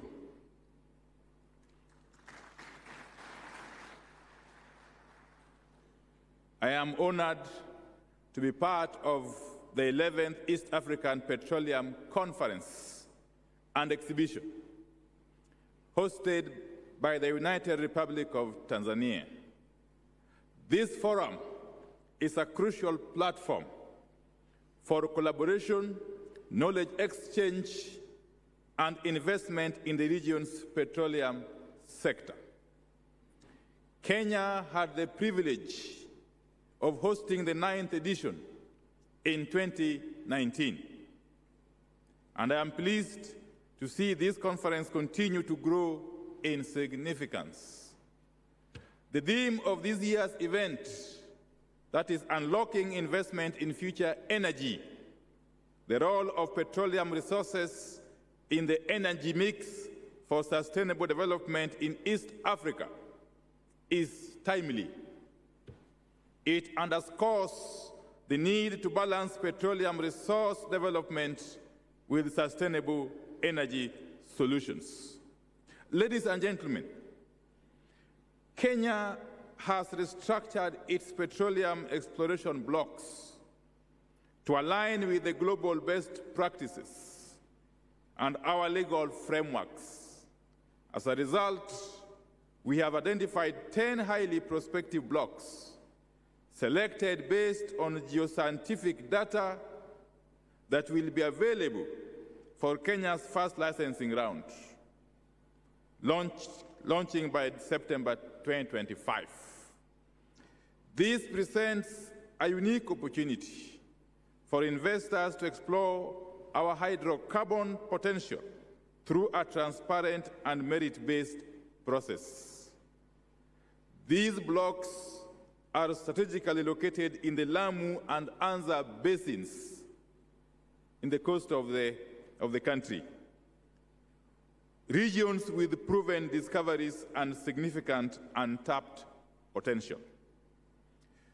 To support informed decision-making, Kenya has compiled comprehensive geoscientific data, including seismic surveys, geological reports, and well data, all available at the National Data Center, hosted by the National Oil Corporation of Kenya. We encourage investors to explore these resources for deeper insights into Kenya's petroleum potential. Kenya is set to make significant investments in infrastructure to support oil and gas exploration and development. And part of this includes the expansion of Lamu Port under the LAPSSET Corridor Program, 2, improved road networks to facilitate logistics, and 3, the Lamu-Lokichar pipeline project, ensuring seamless transportation of petroleum products. These projects are designed to enhance Kenya's competitiveness as a regional energy hub. Indeed, Kenya is home to a highly skilled and growing workforce in the petroleum sector. And this can be attested to by the size of the delegation from Kenya that is here at this conference. We don't take matters petroleum lightly as a country. Our universities and technical institutions offer specialized training in petroleum engineering, geology, geophysics, among others. The government of the Republic of Kenya remains committed to capacity building initiatives, fostering local expertise and innovation to support industry growth. Kenya is also dedicated to providing an enabling environment for investors. We have a stable legal framework, flexible production sharing contract terms, and a government fully committed to the sustainable growth of the oil and gas sector, not only in Kenya, but in the entire region. Our focus on transparency, efficiency, and investor confidence remains steadfast.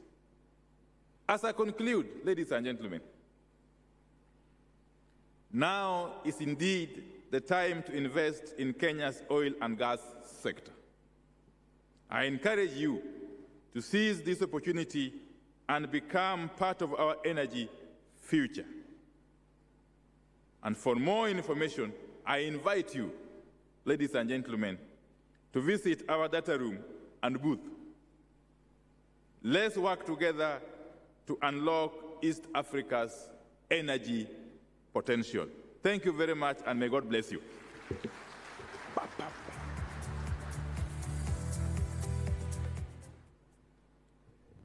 Thank Thank you, Honorable Opiyo Wandayi, Minister of Energy and Petroleum from the Republic of Kenya, for your country remarks. Your Excellency, all the way from the Republic of Somalia, allow me now to welcome to the podium Honorable Tahir Shir Mohammed, Minister of Petroleum, Mineral Resources.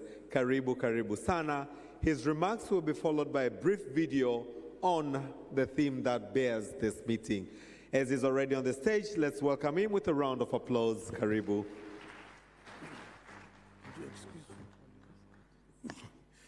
Bismillahirrahmanirrahim.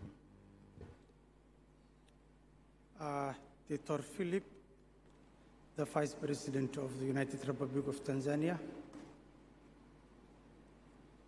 the Deputy Minister and Minister of Energy for Tanzania, and other ministers from East Africa countries, the permanent secretaries, Director Generals, Executive Directors, all protocols observed. Let me begin a warm greeting from His Excellency Mr. Hassan Sheikh Mohamud, President of Somali Federal Republic, to you. Ladies and gentlemen, it's an honor for me to speak to you today as a Minister of Petroleum and Mineral Resources for the Federal Government of Somalia. We are really privileged to be part of the 11th East Africa Petroleum Conference and Exhibition 2025 for the first time, contributing to the economic, social, and political integration of the region. Our vision is to create a wealth and enhance competitiveness through a strategic development of the petroleum sector. By harnessing our nation's vast natural resources, we aim to unlock remarkable investment opportunities that will drive growth and prosperity for Somalia and the entire East Africa region. Ladies and gentlemen, Your Excellencies, allow me to highlight the immense potential of the petroleum sector in Somalia and outline the strategic measures we have implemented to foster the conducive environment for international investors. It is very hard to believe that Somalia is now a volunteer for oil and gas exploration. Because of the hardships we have undergone, some may hard to believe that we are at this stage. Ladies and gentlemen, in February 2020, Federal Government of Somalia took a significant step towards developing the petroleum sector by erecting the petroleum law and establishing the Somalia Petroleum Authority, SBA, a regulatory authority to regulate petroleum operations. This pivotal move outlined the legal, regulatory, and institutional frameworks for petroleum investment and explorations in Somalia. Somalia provides a compelling fiscal framework aimed at maximizing returns for oil and gas investors while maintaining a balanced government revenue stream, the nation's fiscal terms, including competitive royalty rates, profit-sharing mechanisms, and advantageous tax policies, transparency, and investor-friendly regulations that allow investors to tap into Somalia's rich hydrocarbon resources. Your Excellency, petroleum exploration operations in Somalia were previously halted due to the civil war that broke out in Somalia in the 1990s. However, later resumed with systematic surveys that assessed that hydrocarbon. In 2014, CP exploration acquired more than 20,567 kilometers of 2D seismic data.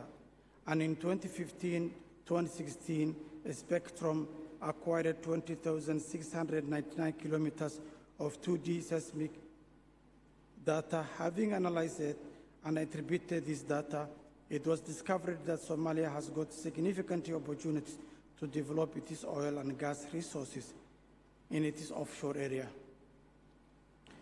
The offshore block is over extensive potential and promising hydrocarbon reserves. Your Excellency, Somalia's offshore basins show favorable geological figures presenting substantial opportunities for further exploration and development. The unique geographical position and resource-rich offshore basins of Somalia attract significant foreign investment and investors. Your Excellency, the Ministry of Petroleum and Mineral Resources has successfully signed production sharing agreement BSAs for 3 offshore blocks with various foreign companies and 3 onshore blocks. Other negotiations are currently ongoing for both onshore and offshore. Your Excellency, I am pleased to announce that Somalia has identified over 30 offshore blocks confirming the presence of significant hydrocarbons. These blocks are now open for investment. We offer valuable opportunities for investors to participate in the development of Somalia's promising oil and gas resource. I hope in the exhibition, a lot of you may have time to go and see what opportunities that Somalia has for investors in the near future. Your Excellency, for the first time in history, Somalia commenced offshore 3D seismic survey. A Turkish-owned company, TBAO, began the 3D seismic survey in November 2024 and is scheduled to finish in April 2025. This survey aims to provide a detailed understanding of the surface's structure and enhance exploration efforts. Another company, Liberty Petroleum, is planning to conduct an extensive 3D seismic survey in 2025 if all goes well. The discovery of oil and gas can significantly transform the country's economic and social landscape. Economically, the scale of oil and gas generates substantial revenue, allowing the government to fund critical infrastructure, education, and healthcare projects.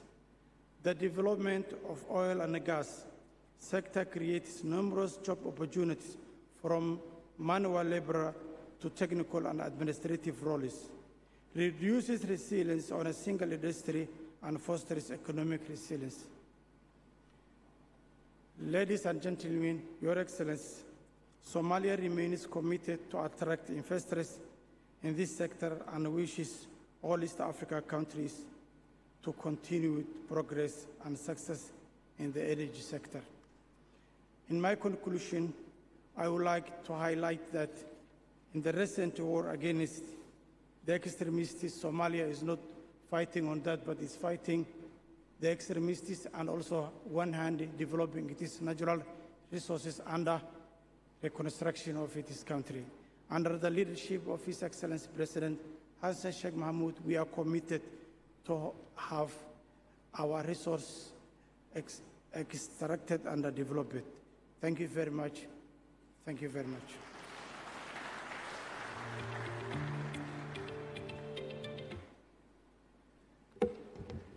Let's give a round of applause once again for Honorable Dahir Shair Mohammed, Minister of Petroleum and Mineral Resources from the Federal Republic of Somalia. Hongera sana na karibu Tanzania. Your Excellency, before the opening remarks from Honorable Dr. Doto Mashaka Biteko, the Minister of Energy here in Tanzania, and also the Deputy Prime Minister here in Tanzania, allow me to say some few words before also welcoming you as the Chief of Guests to say some few words. Tanzania, half of the size of Tanzania is covered by the potential hydrocarbon basin, where there is a possibility of having a lot of resources of oil and gas is real. Tanzania is also promoting the 5th licensing round to be launched maybe in the next couple of months. So the potentiality of Tanzania is real, as we said. We have almost 26 blocks, 23 offshore blocks around Indian Ocean. We have potentiality of 3 lakes around Lake Tanganyika. So you can see and imagine Tanzania has a lot of potential. Your Excellency, allow me now to welcome a very short video that will explain the reality of Tanzania in terms of what I've said. Naomba tucheze video fupi tafadhali.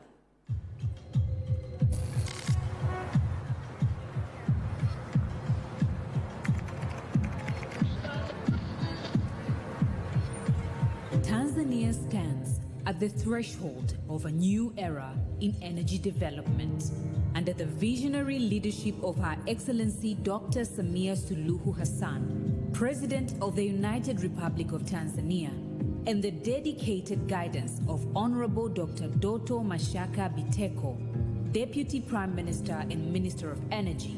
The nation is unlocking its vast hydrocarbon potential to drive economic growth, industrialization, and energy security. Tanzania's 5th licensing round marks a significant milestone in the country's energy sector, opening new opportunities for investment and sustainable growth. It will also play a crucial role in supporting the realization of the Clean Cooking Initiative, enhancing access to affordable and environmentally friendly energy solutions. The journey of oil and gas exploration in Tanzania dates back to the 1950s, with early studies revealing promising sedimentary basins. Covering approximately 534,000 square kilometers, Tanzania's inland, coastal, and offshore basins hold immense potential. Over the decades, more than 130,000 kilometers of 2D seismic data and 37,000 square kilometers of 3D seismic data have been acquired. And 96 exploratory and development wells have been drilled, contributing to a growing knowledge about our petroleum resources. Tanzania's journey in oil and gas exploration has already led to significant discoveries, with some early discoveries made by the Tanzania Petroleum Development Corporation, TPDC. Onshore and shallow water gas fields such as Songo Songo, Mnazibe, Mkuranga, Mtoria, Kiliwani, and Ruvu have confirmed 10.41 trillion cubic feet of gas initially in place. Offshore discoveries in Block 1, 2, 3, and 4 have uncovered an impressive 47.13 trillion cubic feet of natural gas. These discoveries fuel Tanzania's ambition to become a regional energy powerhouse. To date, Tanzania has produced a total of 820 billion cubic feet of natural gas from 3 developed fields, Songo Songo, Mnazibe, and Kiliwani North. The production volumes for each field were 587 billion cubic feet from Songo Songo, 227 billion cubic feet from Mnazibe, and 5.9 billion cubic feet from Kiliwani North. This natural gas has been utilized domestically, supporting power generation, industrial heating, household and institutional cooking, and fueling vehicles through compressed natural gas, CNG. Tanzania's existing infrastructure for natural gas processing and transportation provides strong support for the development of its discovered gas resources. The country's processing facilities have a total capacity of 470 million standard cubic feet per day, with potential for expansion to accommodate new developments. There is also over 850 kilometers transmission pipeline network connecting Mtwara and Songo to Dar es Salaam, capable of transporting up to 959 million standard cubic feet per day of natural gas from the processing plants. The country's strategic location along the Indian Ocean, facing major Asian gas markets, makes it an attractive destination for upstream petroleum investments. The ongoing construction of the 1,443-kilometer East Africa Crude Oil Pipeline, EACOP, from Uganda to Tanzania further strengthens logistical capacity, particularly in the event of oil discoveries in areas such as Lake Tanganyika and ASU Mbere. Moreover, the upcoming liquefied natural gas LNG project will create new opportunities for recent discoveries to access infrastructure for overseas markets. To maximize these resources, Tanzania has previously conducted 4 licensing rounds, attracting global players such as Petrobras, Ophir, Dominion, and Statoil, now Equinor. These rounds have been instrumental in advancing exploration and setting the stage for deeper offshore development. As a result, major and renowned oil companies, including ExxonMobil, Shell, Pavilion, and Pertamina, have acquired participating interests, further strengthening Tanzania's position in the global energy sector. The 5th licensing round presents an unmatched opportunity whereby a total of 26 exploration blocks, 23 in the Indian Ocean and 3 in Lake Tanganyika, are open for investment. This strategic initiative opens the door to untapped hydrocarbon potential with favorable licensing terms that include a 9-year exploration period and a 25-year development and production period, ensuring long-term stability for investors. The benefits of this licensing round extend far beyond resource exploration. It will attract foreign direct investment, bring in much-needed capital, advanced technology, and expertise to Tanzania.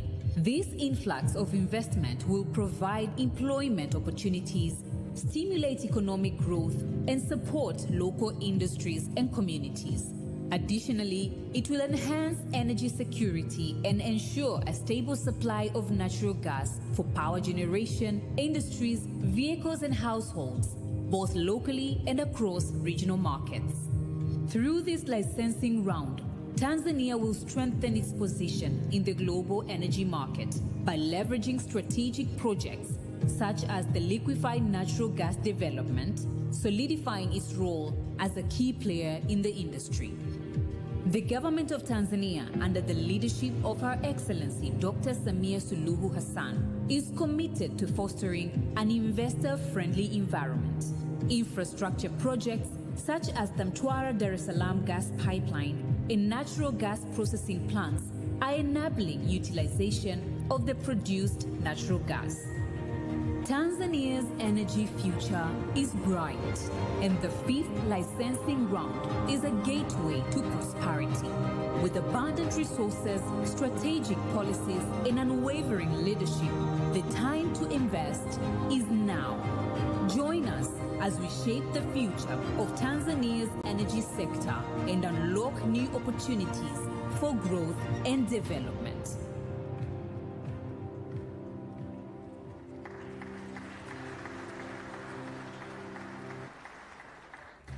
Let's give a round of applause for Tanzania, the 5th upcoming licensing round. Your Excellency, allow me to welcome Honorable Dr. Doto Mashaka Biteko, Deputy Prime Minister and Minister for Energy, who will speak some few words, and then he will welcome you as a chief guest for the official opening. Karibu sana.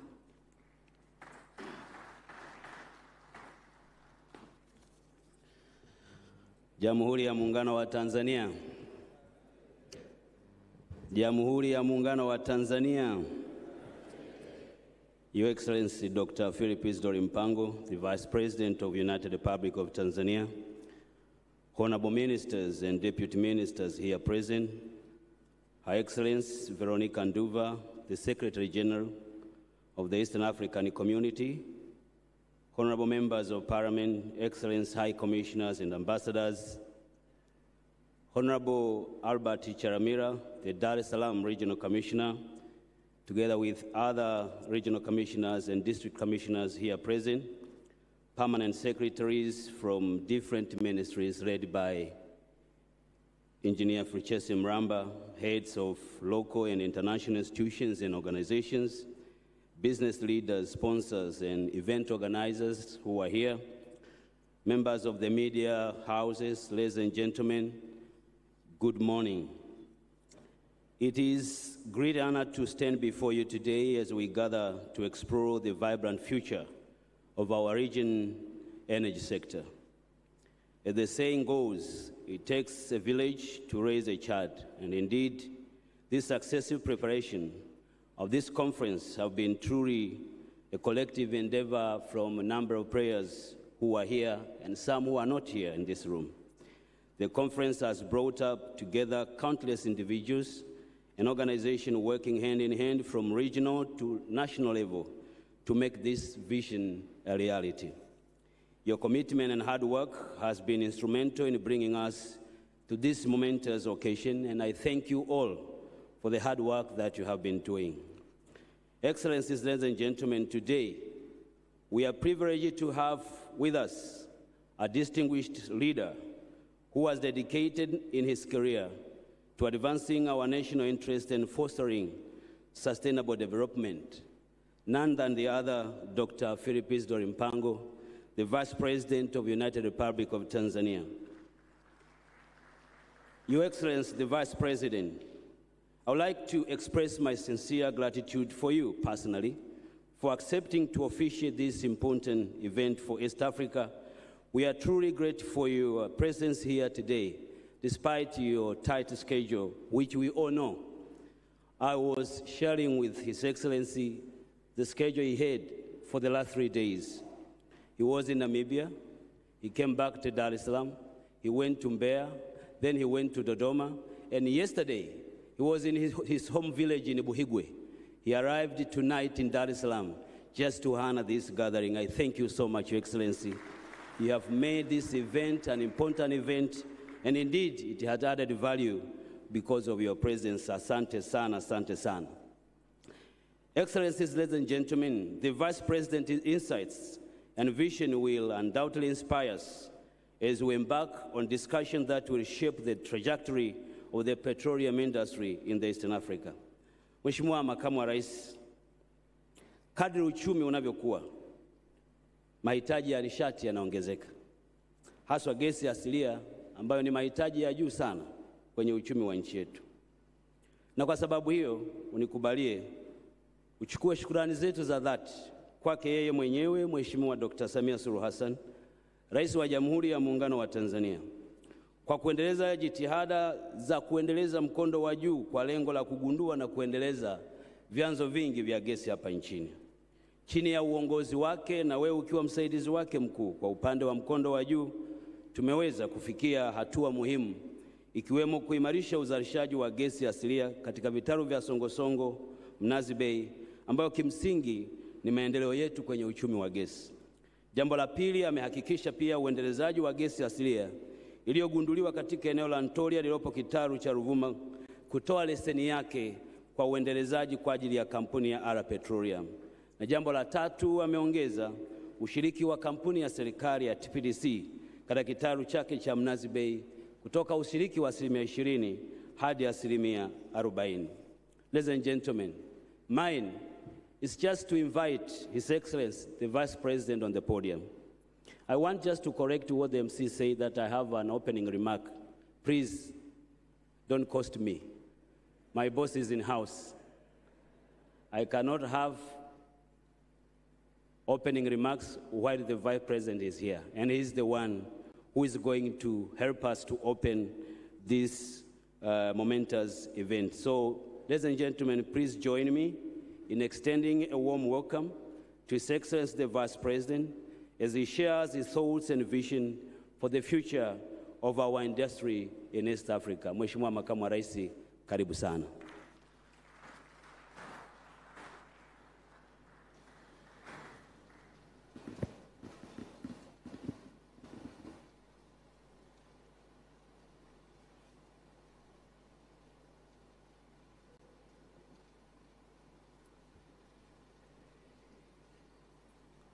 Please be seated.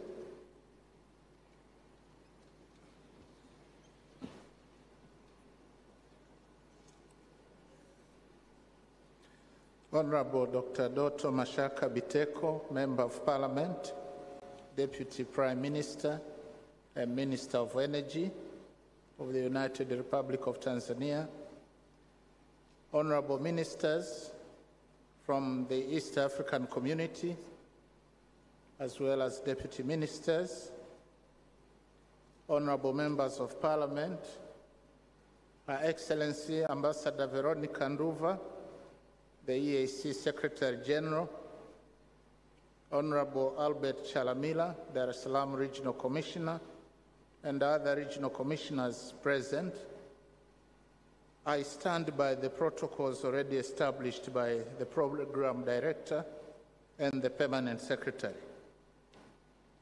Ladies and gentlemen, good afternoon. It is my great pleasure to welcome you all to Tanzania. Karibuni sana. It is also an honor to address this gathering at such a critical juncture in the evolution of the East Africa energy landscape on behalf of Her Excellency Dr. Samia Suluhu Hassan, President of the United Republic of Tanzania. She sends her regards and wishes this conference to be very successful. As we convene today to explore the theme of unlocking investment in future energy, the role of petroleum resources in the energy mix for sustainable development in East Africa, we stand at a crossroad facing both unprecedented opportunities and complex challenges. The East Africa region stands at the dawn of a new era where sustainable energy development will define the future of our environment, economies, and societies. As such, our path forward must clearly balance growth and sustainability, balance innovation with responsibility, and the needs of today with the aspirations of tomorrow. The theme of this conference reflects the reality we are facing today.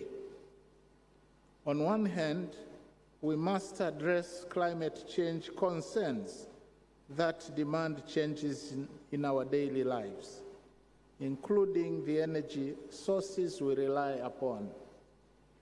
On the other hand, we have social and economic needs of our people that require energy and financial resources to address. One potential solution to this challenge is the development of our region's available resources, including petroleum.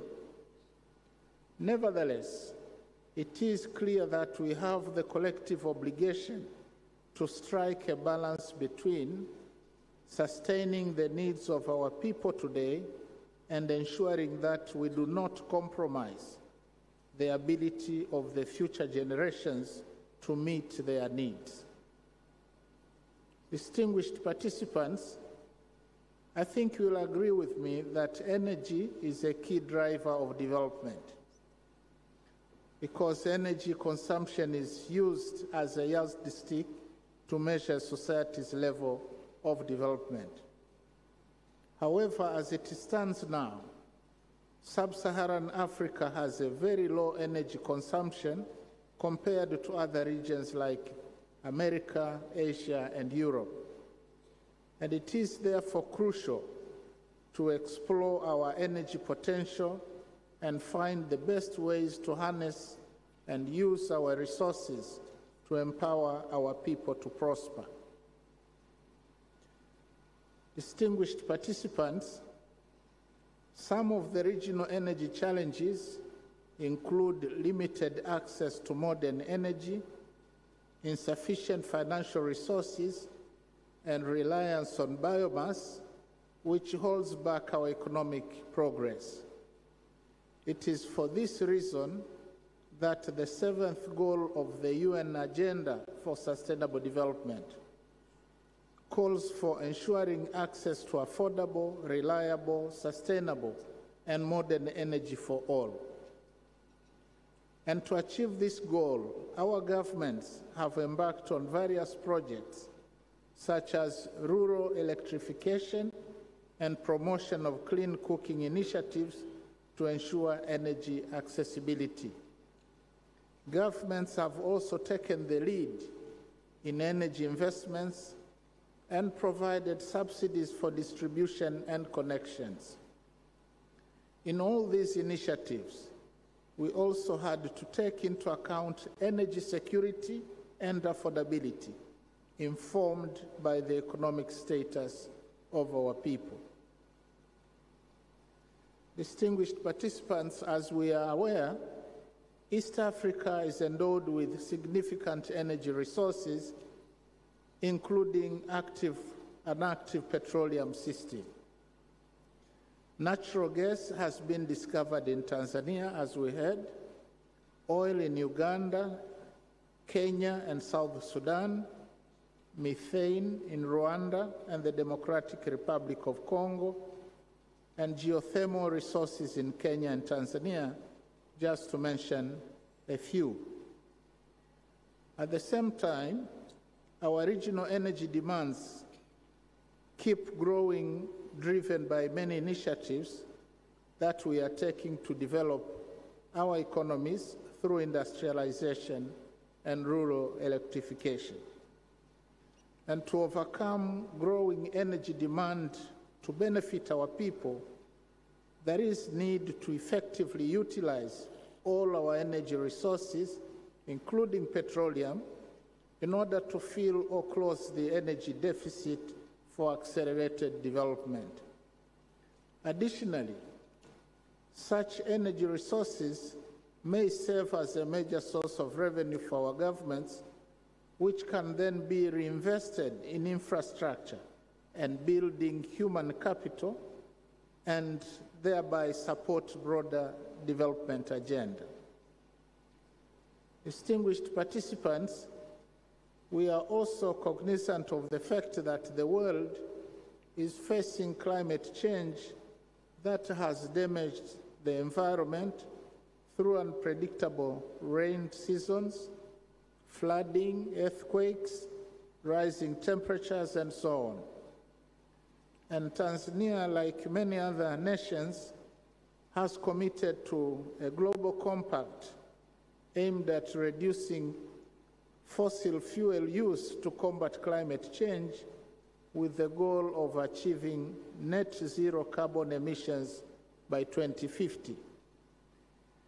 Indeed, African countries are striving to transition from fossil fuels to renewable energy, with natural gas and other alternative sources serving as bridges towards the goal of net zero carbon emissions.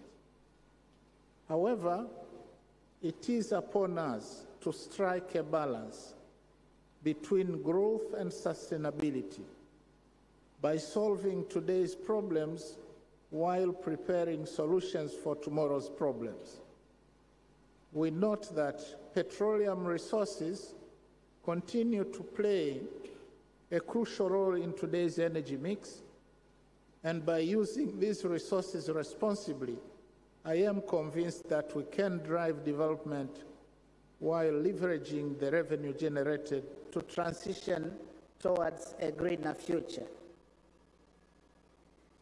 Dear participants, technological innovation has fortunately led to advancement in oil and gas technologies, including cleaner extraction methods and potential for carbon capture and storage. Now, this development gives us a window of opportunity to developing countries like us to maximize the extraction of their petroleum resources sustainably. To ensure sustainability, revenue derived from these investments should be used to fund development projects, create jobs, and reinvest in environmental restoration initiatives. I think for the benefit of future generations and in the spirit of responsibility, our policies and laws should include the creation of a savings fund by dedicating some percentage of revenue from petroleum resources for future use, but especially for building infrastructure and the stock of skilled human capital, but also foster backward and forward linkages with other sectors. And on this note, I would really like to thank my senior brother, Dr. Kaberuka, for the excellent messages that he underlined, but also emphasized by my sister, the Minister of Energy from Uganda. And this includes making sure that we have a robust management and governance framework to avoid capture by the ruling clique and even corruption. Distinguished participants, we cannot avoid transitioning to cleaner sources of energy, as it is a crucial strategy for decarbonization. However, investments in renewable energy are both capital intensive and costly, and require specialized skills to operate and manage. And it is estimated that Africa needs between $1 and $2 trillion to meet the clean energy transition targets by 2030. In response, our countries are implementing policies and programs to encourage investment in renewable energy, as indicated by the current status in Tanzania, where renewable sources now take the lead in the energy mix. And given that the petroleum resources are locally available, but facing limited investment capital, I think it makes sense for African countries to develop them now as a foundation towards energy transition. And in order to accelerate this process and attain sustainable development goals, we suggest that a public-private partnership model should be pursued, but this will have to be underpinned by a favorable investment environment in our countries.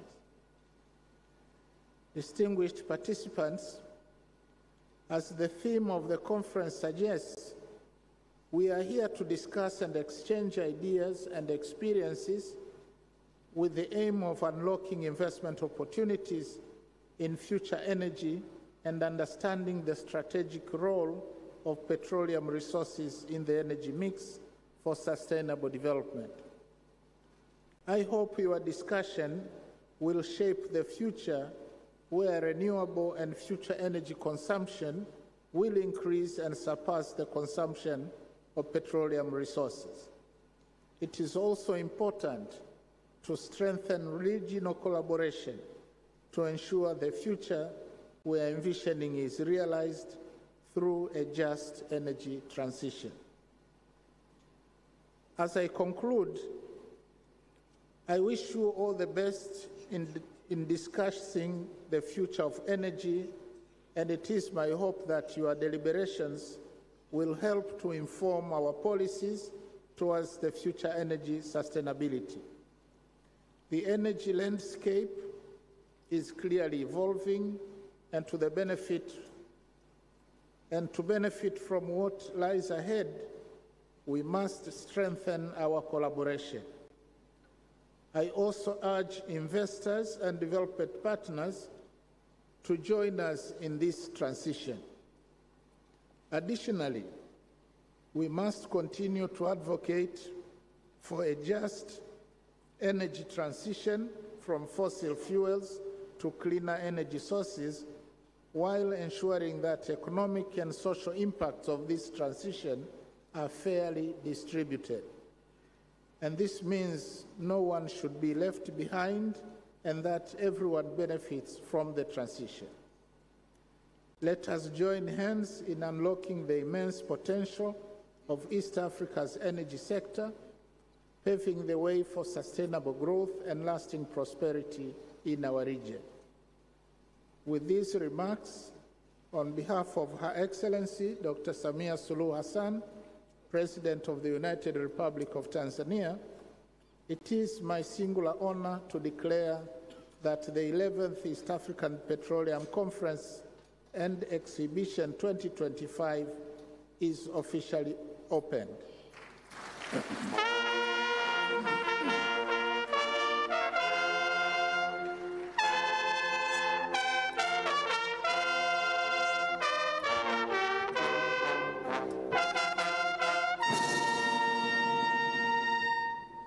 I wish all my Muslim brothers and sisters Ramadan Kareem, and to my fellow Christians, Holy Land, asanteni sana. Thank you so much, guest of honor, for your warm opening remarks. Allow me to request you that we should take a few photos in remembrance of this historic conference, the EAPC 2025. And the group photos that we are going to have, we're going to have 5 group photos. We're going to have 5 group photos. The first group will involve the ministers from the East African community member states, the regional commissioners, ambassador, representative, and other. You may get seated, please. Thank you. Asante. Naomba tafadhali walioandaliwa kwa ajili ya group photo. Your Excellency, allow me to announce the group photos. The first group photo will be involve the ministers from EAC region, the regional commissioners, ambassador, and representative from different countries. The second group will be the permanent secretaries from EAC member states, technical team, head of institutions across the region. The third group will be the sponsors and the exhibitors, without forgetting the religious leaders. And also we'll have the steering committee from EAC. And the last one will be the NOC committee members. So the first one will be all the delegates that are in the high table. Thank you very much. Karibu sana Mheshimiwa.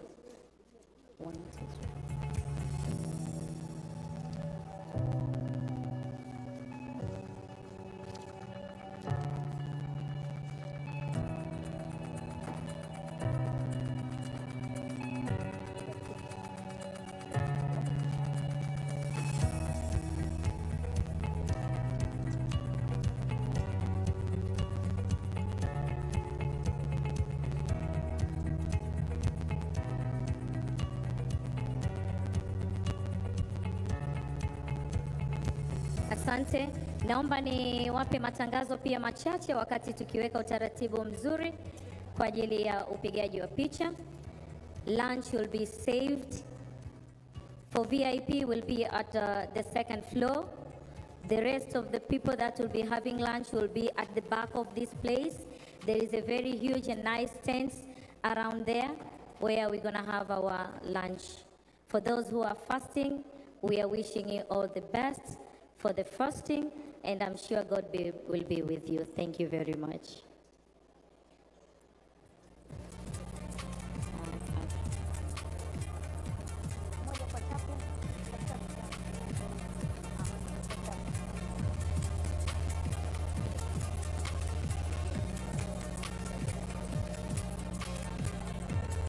The first group will be involving the ministers from the EAC region, followed by the permanent secretaries from EAC member states, the technical team, and the head of institutions. Also, the second group will be the sponsors, the exhibitors, and our religion leaders. Without forgetting the fourth group, will be the steering committee, and the fifth will be the NOC members, the National Organizing Committee. Please allow me to call upon the ministers from EAC member states, the regional commissioners, ambassadors representing their respective country. Could you come forward for the group photo, please? All the ambassadors that are representing their respective countries. Karibuni sana. Followed by permanent secretaries from EAC member states, technical team, head of institutions across the region. Asante sana.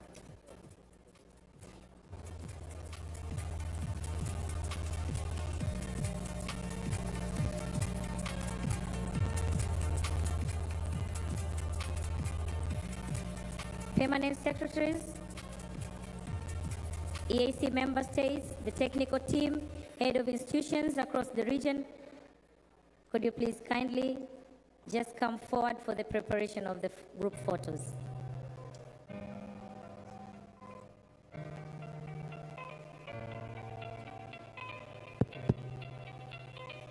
Thank you very much. As we exit, we shall take our right hand. Let's exit through the right hand. You're welcome. Excellent. Permanent secretaries, EAC member states, technical team, head of institutions across the region, followed by sponsors, exhibitors, and our religion leaders. Could you please come forward for a group photo? Viongozi wa dini, sponsors, pamoja na exhibitors. Naomba tafadhali tujipange kwa ajili ya kundi la picha, litafuatiwa na steering committee kutoka EAC. Asante.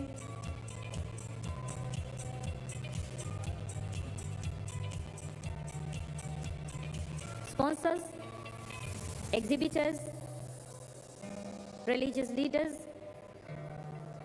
Please, we exit through the right-hand side. Let's exit through the right-hand side as we welcome and really thank all our esteemed sponsors, exhibitors, and our religious leaders for making this conference a great success.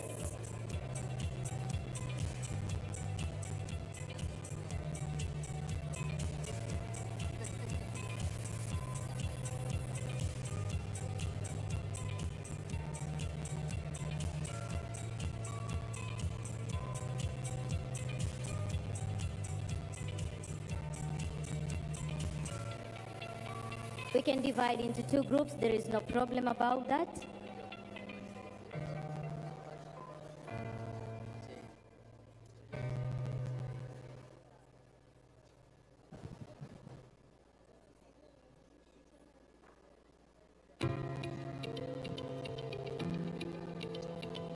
Asante sana. We can go to our right hand, please.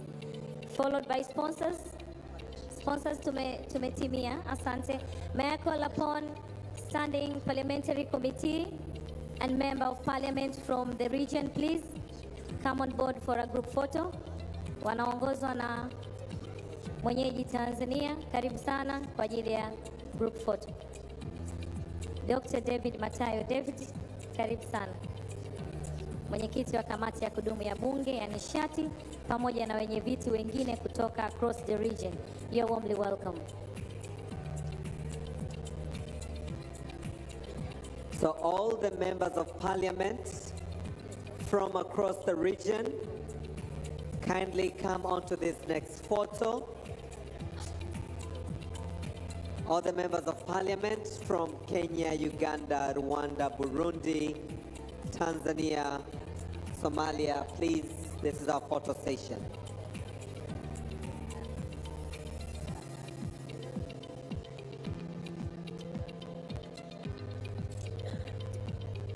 Steering committee from the EAC, could you please get prepared for the group photo?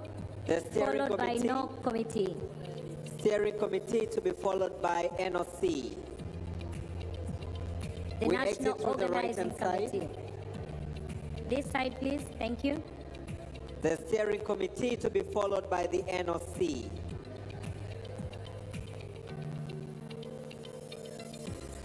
As it has been announced, shortly after this session, we shall have an hour break for lunch. The VVIPs will have lunch on the second floor, while the rest of us will have the lunch outside on the marquee. It's on the right-hand side as you exit the building.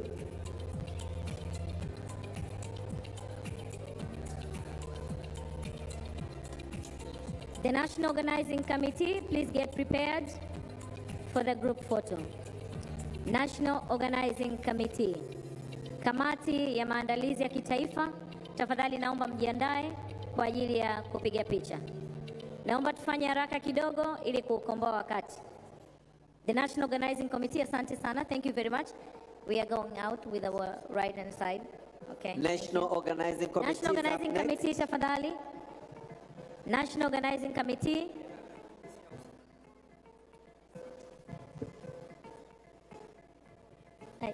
Ladies and gentlemen, before you is the National Organizing Committee. Let's give them a big round of applause. They've done a tremendous job putting up this conference 2025 here in Tanzania together. We truly thank you. Tunawashukuru sana kamati ya kitaifa. Kazi mliofanya ni nzuri na njema na inaonekana. Asanteni sana kwa kazi nzuri. Asante Mheshimiwa mgeni rasmi. Basi bila kupoteza wakati, kwanza tukushukuru kwa kazi nzuri na njema ambayo umeifanya, lakini tukuruhusu pia uende ukaendelee na majukumu mengine kwa ajili ya utekelezaji. Can we all please rise? Naomba tafadhali tusimame kwa ajili ya kumruhusu Mheshimiwa mgeni rasmi aweze kuondoka mahali hapa.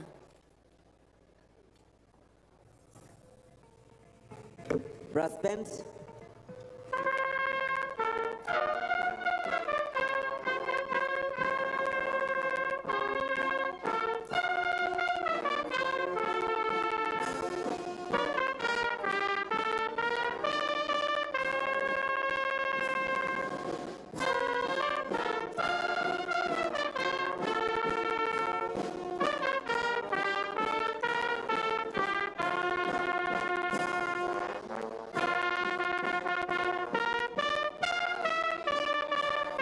Please be seated.